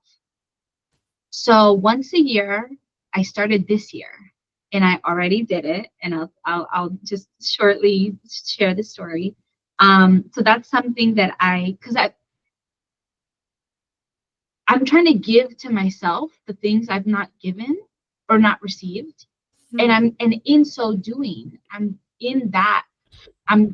figuring out who I am now. So like I feel like if people are curious around, like I realize, oh shit, I really do like to travel. Like I like not being right now. I'm at an age where it makes sense not to have ownership of land because I don't think I would give it honor and respect that it needs. And so with my husband and I were like, no, we're fine in an apartment because we have dogs. We like having a small space. We like maintenance, having to deal with things that we don't have to deal with ourselves. And it gives us enough guardrails. And so like exploring the where are you now? So I took myself, I was like, I love London. I have a big obsession with London and books and literature and all these things. And for me, it's like a capital of, of literature. And here in the US, we Yeah. so much of English literature. Literally, English is English, not here in the States. Even though, here in the US, we have a great American writers. But I was like, I'm going to do this. And it was so kismet, serendipitous, divine order, whatever you want to say, because I was finishing up a contract for a government job in February. And I was like, oh my God, I don't know what's going to happen if I have to find a new contract. What am I going to do for work? But I said to myself, I don't know what's going to happen, but I'm going to give myself the space. So I budgeted the time, I budgeted the money, it was like $2,000, but I did that because I knew that that job was allowing me to pay off debt. So I was like, get one need met, get another in the future need prepared. So it is a little bit of like present and future juggling. And I decided I was like, oh my God, London by myself. I don't know nobody there. I don't know anybody. And I'm just going to figure it out, throw myself out there. And I went for a week. And like this bottle is from London, the tube, their metro. And I have the Aw. coaster from the British Museum. I have all these things. It was such a nourishing thing because I have never, one, given to myself that way. One, felt like I was received in a land, in a place that was so receptive. Because one of the biggest things I learned was, oh my God, that metro, their tube, the underground is so reliable. Like every block is there. So you don't need a car because you can just walk. And everywhere there were people that, I mean, I was a tourist, but if I was local, there's somebody there to answer your questions. And there's a map and there's all these things. And I say that because going back to system of like, here, the DC Metro Rail, there's nobody there. There was literally a fire because I use it to commute to work. There was literally a fire in a station and nobody had announced anything.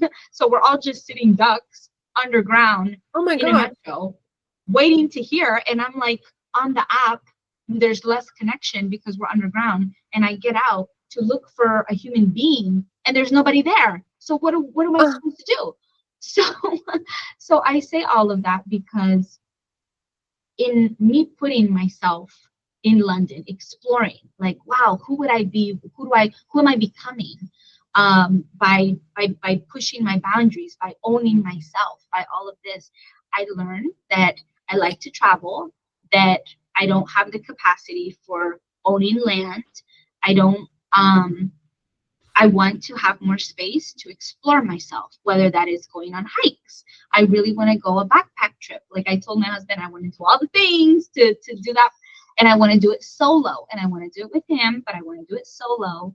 And what I'm trying to say is like, I think the job in finding deficiencies is exploring, like explore who we are now so that we can start to figure out who we're becoming or who we might be. And then that will help find the vision.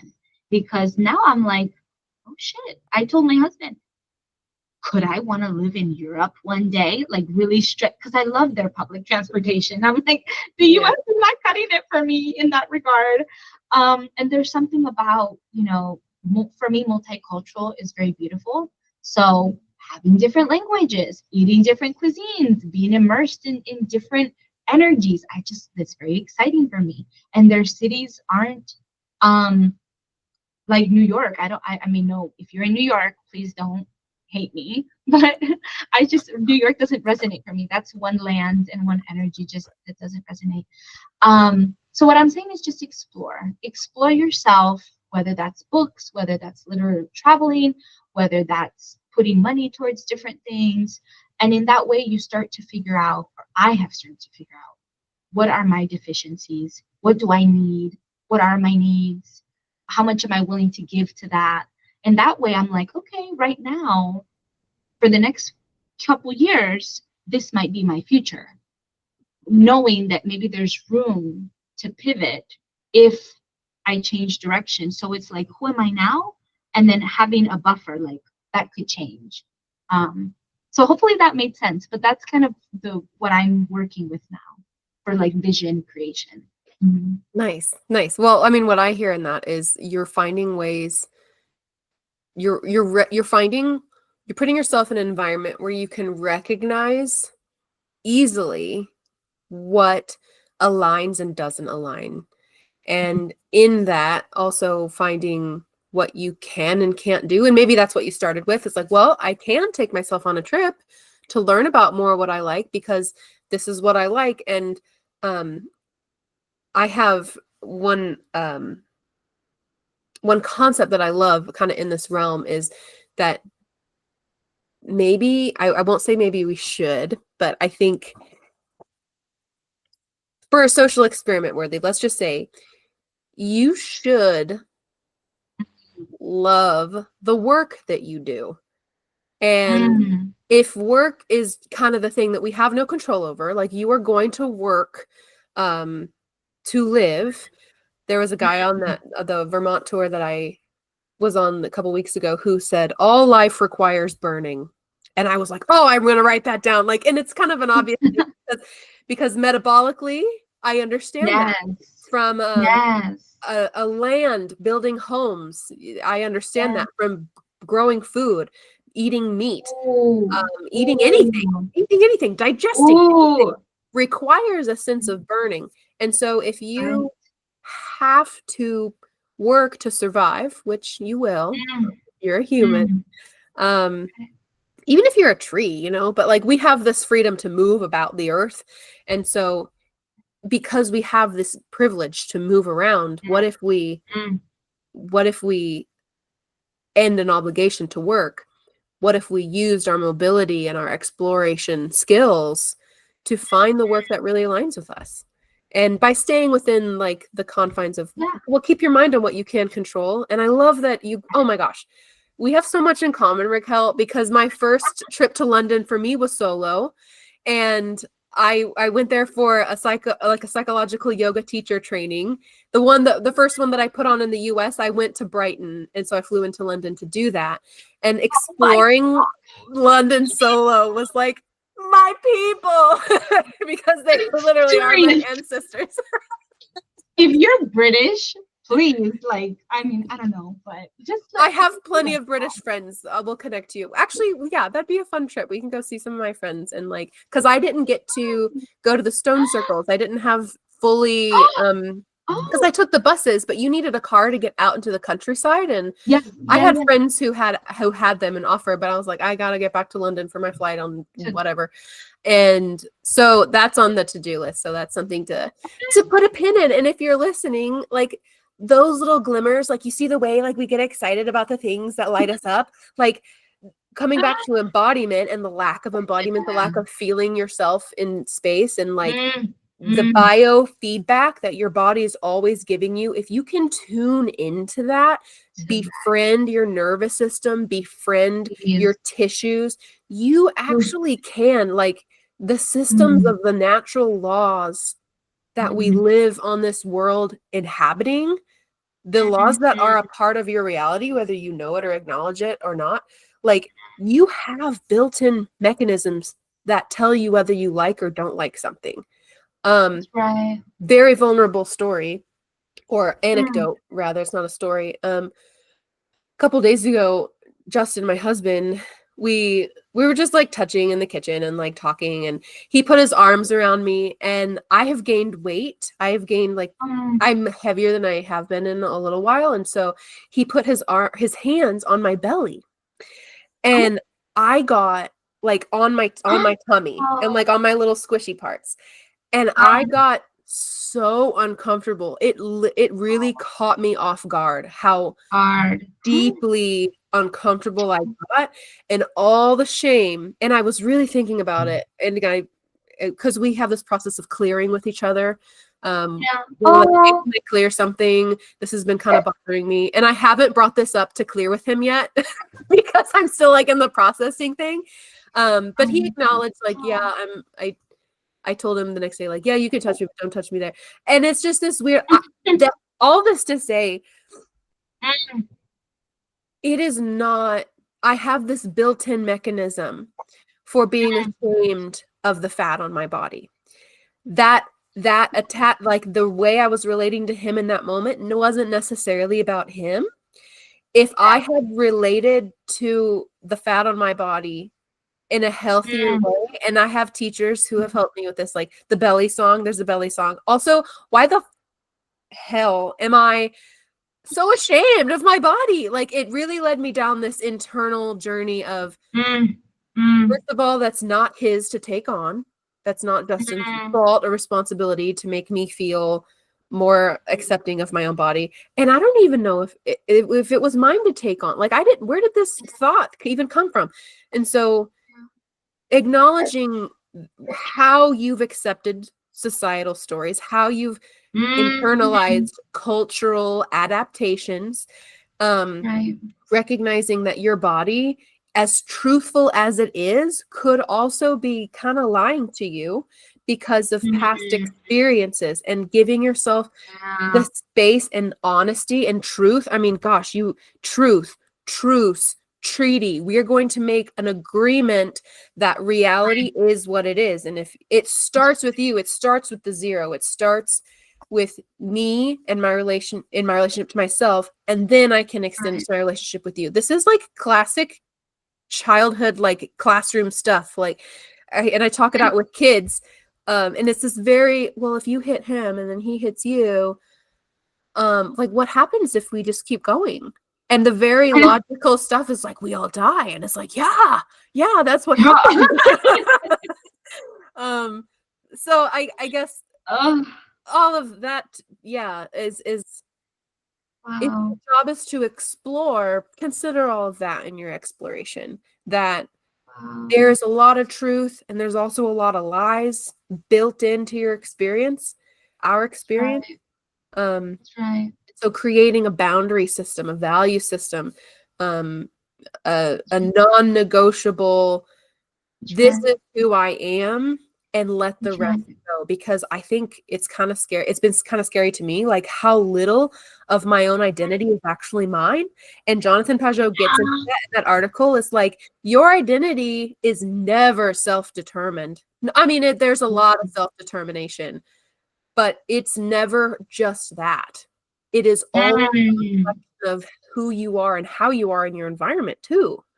So there's way more factors at play in the identity and the empathy and the thinking and the who you are and your sense of reality and the truth and what you have inherited. Going back to inheritance is such a big part of this discussion. So in your exploration in finding what is deficient in your life, like, if all of this is kind of overwhelming and you're like, I don't think about any of this shit day to day, but if there's a voice in you that's like, but I want to, I mean, start with embodiment work. That's what I would say. Like, start with a physical practice that brings you into your body, and let and hold yourself with grace, like you said. I mean, gosh, that's so important. Would you say, here's a question for you, would you say that the people that you've helped through self-trust, because you do consulting work with people, with other millennials, and developing a Yeah, sense of self-trust, yeah, yeah. if they kind of hold on too tightly to an identity, Mm. or too tightly to their own expectations of themselves, do you Oh, see a sense of regression, or is it something else? Like they regress in their self-growth? Because I found that in myself. Like, oh my gosh, I'm not maturing at all because I'm so freaking hung up on my own what I think I should be, you mm, know? yes. The answer is yes. Okay, I okay. I heard this quote that I literally heard this week. Expectations are premeditated resentments. Mm, And I was like, I'm writing that holy down. yes, holy F, holy whatever, holy, because it was like premeditated resentment. So that means that to Oh. expect something is a choice. Like I'm already choosing that this forward thing that I don't even know about is going to affect me in a certain way. And I have a friend, okay, to talk about boundaries. You know who you are and you know I love you. If you're listening to this. Um, we're different because she comes from an African country. And so I don't know what it is to be an immigrant. Even though I'm a child of immigrants, it's a different experience. And she has a master's degree. Like she literally came here at a certain age where she was able to take advantage, put herself in the position, and had access to all the things. And yet, and she really struggles with identity. Like this being what her culture, her family wants her to be, or needs her to be, or is telling her to be. And her, like, she interned at NASA. And I know you know who you are if you're listening, because I told you you're a badass. And she's done, like, for me, I'm in awe of her. And yet, she, I'm sure, living the experience, is not in awe of herself Hmm. because the competing identities and the like, why can't I be what, and like in a professional, going back to career, I feel like she has found her lane. She loves sustainability. Her master's is in environmental science. That's her career. That's her niche. Shout out to Tad Hargrave again, because the root word of niche comes from nest, and it's like to create a nest. So when we talk about Oh. career or business, it's like, what is the nest? What is it that the community, the home, this safety thing that you're creating in the world? So I feel like we can have an identity that feels very, is serving us and is helping us in the forward motion, whatever that could mean for us. Because it's not necessarily linear, but it's like we're moving forward in something. So there are identities that I think serve us in that, but then there are others that, especially when we're not exploring, we're not open to the nakedness, to the rawness of us and our past, in our inheritance, and that could be mental, political, spiritual, emotional, financial, whatever, then it gets really hard, because it's like, when if the two identities meet, like in my friend, her career identity clashes with her cultural identity, because there's an expectation of being at home and being a mother and what that looks like in her culture, versus her wanting to not equate money with purpose. Like a lot of people that I work with, money is not the thing. The thing is purpose. Yeah. So like I worked with this guy, he's a friend of mine from college. Jason, you know who you are, if you're listening to this. And he's very much like a homesteader. He wants to have his eco-stead, and he wants to transition out of working in nonprofit situations. So he knows that he's not in it for the money. He really is in it to create something that is rooted in his values and his identity. But for my friend, um, it's hard, because it's like what she may want for herself is in direct contrast. And Right. so I haven't taken her on as a paying client, and I try talking about myself to have a boundary of like, how much do I give, talking about capacity, because I'm like, I don't want, I never want to push somebody that isn't ready or isn't willing. Like, I think that has to be something that they really want and need, because if not, then it's like I'm the mom or I'm another figure in their life pushing them, and Yeah. it's not coming from them. So I would say, yes, it's super hard and it's regression. And I personally feel like she's stuck, or like in her own whirlwind. Like, we're all our own worlds and ecosystems, and I feel like she's in kind of a natural disaster of her own making or of her own choosing. And not that she wants to be, I don't think anybody wants to be in that, but it's like, if we're not choosing which deficiency we're prioritizing, which is, do I choose to address this need, this lack of the cultural stuff, or am I addressing the career stuff? Then it's like, well, then you have, what does nature do? Like, nature implodes when two tectonic plates, boom, Yeah. volcano, you know.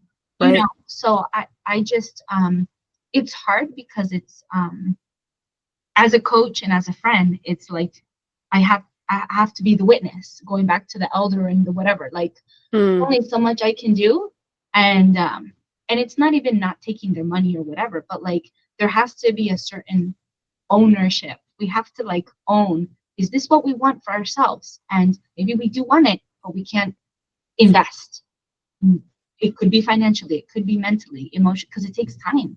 Um, so yeah, I don't know if I would call it a regression. I feel like it could be if it continues, if there's no like breaking point, which I think in nature inevitably there is. Like, sometimes it takes a job. Like, I had a client and she was like, Raquel, is it that I'm in a toxic work cycle? Like, I keep getting bad managers. And I was like, huh, like, that's even interesting that you're asking yourself that question, because that's already like, she's owning, is this a me thing? Is that a their thing? There's already a desire for clarity. Um, so yeah, so that was a lot. I added 2, 3 different examples, but basically, like, identity is an evolving thing, and if we're not reconciling it, it's reckoning us, it's wrecking us up. And so it's like, Mm. where can we soothe this? Where can we make peace with this? Put some aloe on it, like, and knowing that aloe may not be the whole thing, but it's the practice. Yeah. Oh, I just took so many good notes of what you just said. Like reconcile or reckoning. I think there is talk about like the roots of words. Like these are they're very similar. Um, and gosh, you mentioned consent. Something that I was told a long time ago, especially in the context of what you're saying with your friend too. What Mm, I think be really applicable is remembering that feedback without consent is often taken as criticism. And so if mm, she's asking a friend, but especially if she's asking a friend who is a coach, um right. like that you're looking for some sense of feedback. And so it sounds like she's also consenting to potential criticisms, um which is really really valuable. And it's one of the things I am seeing through this lens of maturity these days of um I also see it at work. I was hesitating on whether or not I wanted to say this, but I'm just going to say it because I work with real estate agents. I'm not in sales, but I work with dozens of agents on a regular basis, Wow, supporting them in their wow, business with technology and marketing and tools and stuff. Um, wow. the amount of agents who come to me and they're like, "What should I do with my business?" Well, I'm in a support role. I'm not their broker. I'm not there to coach them on what they should be doing in their business. Wow. And so sometimes I get a little irritated. I'm like, what do you mean you don't know what to do? Like, what do you mean I'm supposed to tell you what you should be doing? You are the business owner. Like a real estate license is a license to operate a business. Mm, That same trend of like, I don't have the tools to orient myself. That's what I hear is I don't have the tools to orient myself. I tried it. Like I might, maybe if I'm in sales again someday, I'll have a little bit more tools in my toolkit. But in outside of that industry, I see it in friendships or in people in passing or in other walks of life. I mean, even in a group of people, Mm. that I've never been in. I find myself being like, how about this? Should I do this? Should I do this? Is this okay? Especially if I'm in like a facilitator role. And Mm. that kind of contradicts this capacity that we have in ourselves as people to decide what we need, to Yeah. it's the practice of learning how to ask the right questions so that you can orient yourself. And Right. we need a community to do that, really. It's not like they're wrong for asking me, well, what should I do?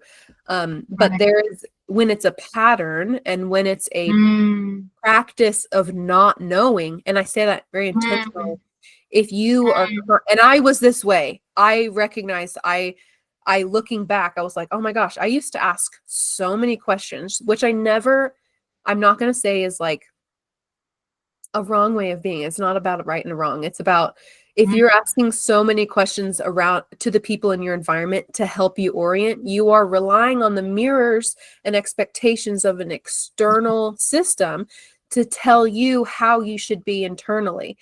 And with questions, the art of questioning, there's every single facet of that is a possibility. It's not by asking Yeah. questions you are inherently doing that. Right. But knowing, like, it's like the Mm. skill of asking questions. And so not being Yeah. afraid of asking, where am I, to the people around you, but also practicing that question internally of where am I, and do I need Yes. to have this person tell me what to do, or do I need to tune in and Mm. decide recognize within myself, where am I, Mm. where do I want to go, and how can I get there with the tools I have right now, with the capacity I have right now. That's right. And I see it in people who are very, very stressed, that capacity is diminished, that inner Mm. compass is diminished. There is not as much Mm. ability to self-orient when you are Mm. busy and working 7 days a week for months on end. And I've been there, done that, and I got very, like, I still am like suffering the consequences of what it did to me physically. And so Yeah. when I'm around other entrepreneurs in this big hustle culture, they're in a way rewarding this process. Yeah. Yeah. Um, Yeah. and when you get paid, when you are physically paid and Mm. rewarded, both in social accolades and financial rewards, like, it's a very tricky situation. And so I don't know where I was going with that, but some like niche and nest. I love Tad. Oh my gosh. Oh, I met Tad, and this is maybe a segue or tangent to like um big picture, like maybe we're pulling out now, yeah. but Yeah. I interviewed him for an online event in 2020, actually, called the Embodiment Conference.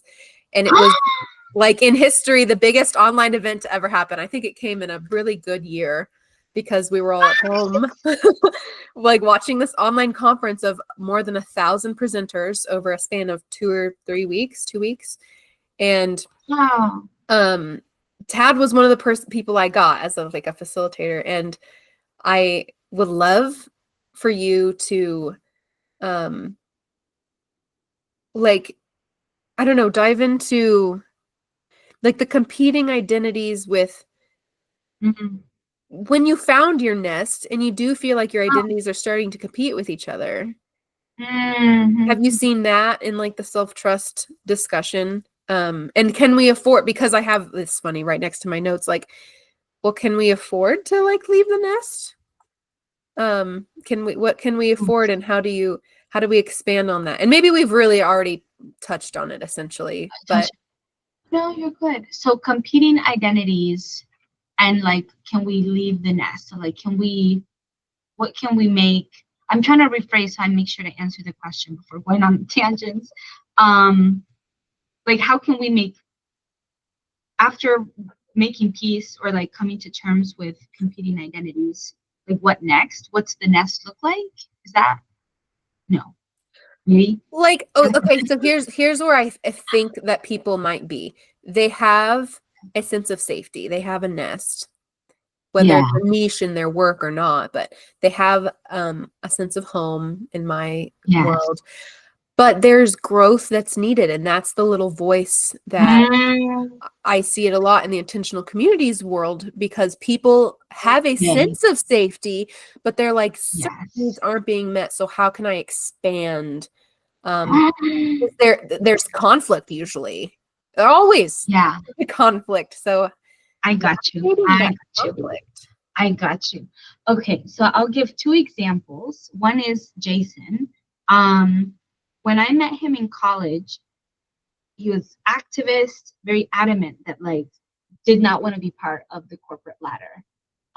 Wanted to go to Southern Virginia, work in like a farm to table farming, very rural, and he's done that. Like since I've known him in college, and then since then it's been 10, well, he graduated in 2014, 11 years, and he's done that, and like he's been doing his thing. But the conflict, so why he was able to work with me and we were able to come together, was because that identity of like what he was doing before is no longer serving him, which is the eco-stead, his homestead. He wants to do something else with his partner. Like there's a next chapter coming. And so I think in one of my things that I always ask for feedback. I'm always curious what's going on for people and what has helped and how can I do better. And he was like, he realized that he hadn't, like anybody can, I helped him put his website and do whatever, but it was the internal like shift from identity from being a worker or just a doer, somebody who's employed, to becoming a business owner. And so taking on more of this leadership, authority, autonomy role. And he hadn't even recognized that that was the identity shift happening. Um, and so working in that respect of like, well, we're not gonna, what's that expression? Go cold turkey overnight, but we're gonna slowly, what does that look like in what you're currently doing? So with him, it was like, okay, maybe you need to let go of one of the three commitments you have. And maybe you need to create a routine, a new system for yourself to actually start to devote time to that. And what does that look like? And I'm someone who really, we talked about the embodiment. So I know that I like to do things like in the midday. I like to take my leisurely time in the morning. So when I take calls or I do my podcast, it's not 8 a.m., 6 a.m. my time, it's 10 to 5. So I have that whole window of time to ideally cultivate this thing. So it's like working with what he's got and slowly letting go. So the exploration, the practice again of like, we're not just jumping into this thing because we don't even know, we don't even have the wings for it yet. But like, what could it look like to put these little experiments, experiences on a more consistent basis so that it's like, okay, you're getting some reps in. So then Yeah. when it's time, and you will know when it's time, because I won't know when it's time. He will know when he's ready to leave the nest. Then it's like, okay, you've put your reps in, you know what you're doing. You don't know all the things, but you feel comfortable enough. Like another example for me, and I this is my second example, is me.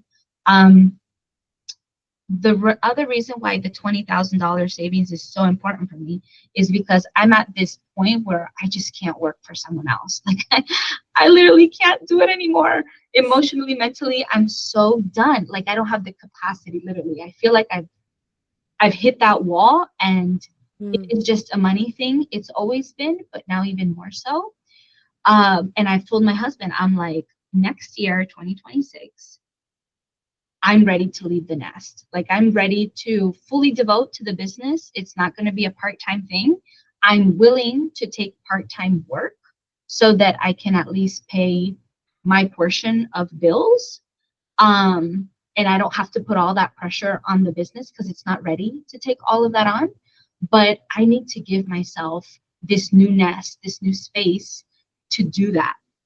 So I'm doing the identity thing now. Like, what does it mean to no longer have that consistent income or that consistent rhythm and create something for me that isn't fully what I want? Because what I fully, going back to vision, is I want to be full time in my business. I only want to work 4 days a week, 6 hours a day. I want to be able to travel. and at least take a month. Here in the US, that's unheard of. Yeah. But I want to take a month or 2 months off and clock out in the wintertime and Yeah. hibernate. So that's my ultimate vision. But to get there, I'm like, okay, so I need to get used to uncertainty because I'm not going to be getting consistent income like I usually do. I need to get used to getting in tune with myself. When am I most creative? When can I show up for people? And that's my experiment with myself now, and then mainly in 2026. So yeah, I would say when it's time to push the comfort zone, go gently, but do it in a way that you feel or anyone feels like okay, realistically. Because don't want to just push too much and then it's like, oh, then you regress. So it's like push in a way that's Right. okay, we're gonna push this a little bit, test the new job or test doing less hours or test getting a raise or test asking for the need, going back to need. Like if somebody needs, I had a colleague in my contract job. She was pregnant, and with all of these mandates from the Trump administration going back in office, she kind of set her tone with her manager. I am going on maternity leave such and such date. She's on maternity leave now. But until that point, I will no longer be coming in office because of my health for the child. She was commuting 2-3 hours from West Virginia to Washington, D.C. Her vision is to have a house with her husband and her kids. She's doing it. She's not willing to sacrifice one for the other. So what are we willing to give and take? And she's like, peace out. I'm still doing my work, but I won't be sacrificing my baby's health and my health for the sake of just being a butt in the chair. Mm-hmm. And so it's like she pushed that edge and now she's on maternity leave. So That's so interesting. I mean, I think like going back to the being an element here, like parenting versus not Mhm. parenting. That's something I've wondered is like the permissions that parents are given in the workplace Oof. should be there 100%. Workplaces should be more conducive for parents. That's why I think that 9 to 5 works for so many parents, is because there's a lot of tends to be flexibility depending on the environment. Mm. And benefits. But like as a person without kids, how do I have any bargaining chips for my own Ooh. sense of work-life balance or my own needs and desires? So Oof. I I want to I I want to go to the farmers market soon. I just noticed in my time the farmers Yes. market just opened No. down the road. Yeah. So Yeah. I I want to finish also because you mentioned a bird's wings of a bird, and I was like, oh my gosh, that's literally going back to my lovely article from Jonathan Pageau. He just put it out like this year, and I guess that's why I'm like, oh, it's so timely, because he goes through technology, and I want to read one little excerpt, and then I'll kind of like round out my thoughts. This is literally his last paragraph of the whole article. Okay. Even artificial intelligence, if placed in its proper place, aligned by our deepest presence in the every small contracting and expanding of a guiding hand. Did I say that right? Aligned by our deepest presence in the every small contracting and expanding of a guiding hand, could play a role in stabilizing the extremes. Though we cannot foretell if the pendulum will be wrenched from its axis, we can work every day to reach across with love of neighbors, to make the movement more beautifully balanced and coordinated as birds' wings. Oh. And that's why I'm like, oh, the birds, like, okay, people, it always comes back to nature. And I have a big love of birds. Like, I did not know Oh. until I started, like, in my naturalist course, started to study birds more, that I'm like, oh my gosh, they're really such an ecological indicator for the Mm. space that we're in. I mean, when I went to Vermont, I heard Mhm. cardinals, northern cardinals, and I grew up with them in Missouri, but there aren't cardinals here in Washington. And so Oh. just the and I'm grateful that I can pick up like, oh, I'm in this place and the birds help me get there. And Oh. the balance of like the reference to the balance of and the coordination and the beauty Yeah. of the flight of a bird is Mm, is very metaphorical for just so many things. I mean, I think I mentioned like the metaphor of in a previous episode, like the baby bird doesn't leave the nest because it knows how to fly. It leaves the nest because it doesn't know how to fly, and it has to go through that free fall yeah. process to Yeah. find light. And of course the intuition and the instincts of the baby bird, like it only does that when it Yeah. knows it has the proper mechanisms to fly. But I think that's exactly how it works with us too. Is like when you are Yeah. ready to cross that threshold, you Yeah. should know that you've done all the work it took to even get to that edge. Like have that trust in Yeah. yourself that you have Mhm. gone through the exploration, the curiosity, Mhm. the self-discovery um Yeah. of your life. In for me it's about loving, like all of that is to love the work I do. And I hear that in you, like, well, here's what I've been able to sift out. Here are the hours I want because I know that I need to do the work. I have work that I love. Here's how I'm going to piece up together my life so that I have the capacity to do the things that I want to do and not be so caught up in the stuff that I don't want to do in order to have the life that I want, and living these very dualistic, disembodied, separate parcels of Mm, life. And mm, I think that just there's a life not life expectancy, but like there's a ter- mm. yeah, a life expectancy for that mentality. Like it's not eternal. You can't go through, I think, your whole life and do it and be a open-hearted, open-minded, kind, courteous civilian that is loved and respected by your neighbors, which I mean, he ends No. with like loving your neighbors. Like that is, Yeah. it's Yeah. biblical, but it's also psychological. We do well Yes. when we can Yeah. cooperate well. So I will finish with I think I might have mentioned this. I talk about it a lot. So if this is how I ended the last episode, sorry, I don't remember. Um, but the Hawaiian prayer, a Ho'oponopono Mhm.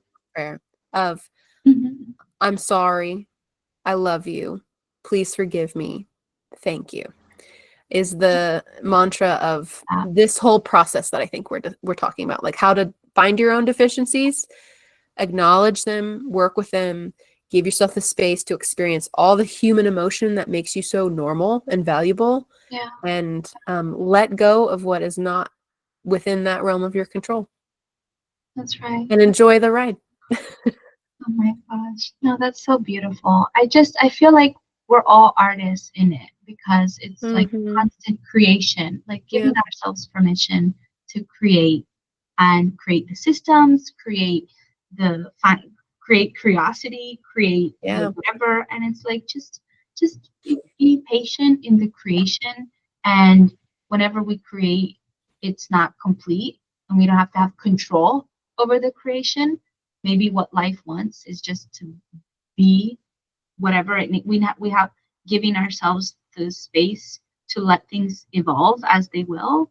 Um, so yeah, check out our Spotify playlist to get into that creative. I Yeah. don't even know, but try if that is your thing. And thank you all, and thanks Sarah. And just this is really beautiful. I hope that this is helpful. Yeah.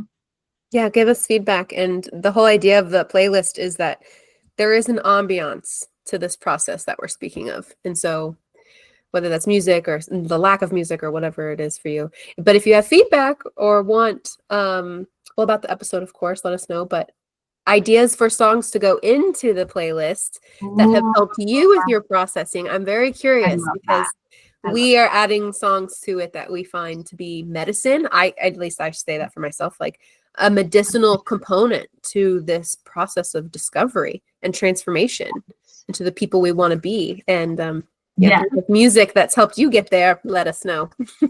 Yes, yes. Well, I don't know if we have a ritual for signing off, but just thank everyone, thank Sarah, thank myself, thank this Thank you, world. Raquel. Thank you for That's gratitude. doing this work.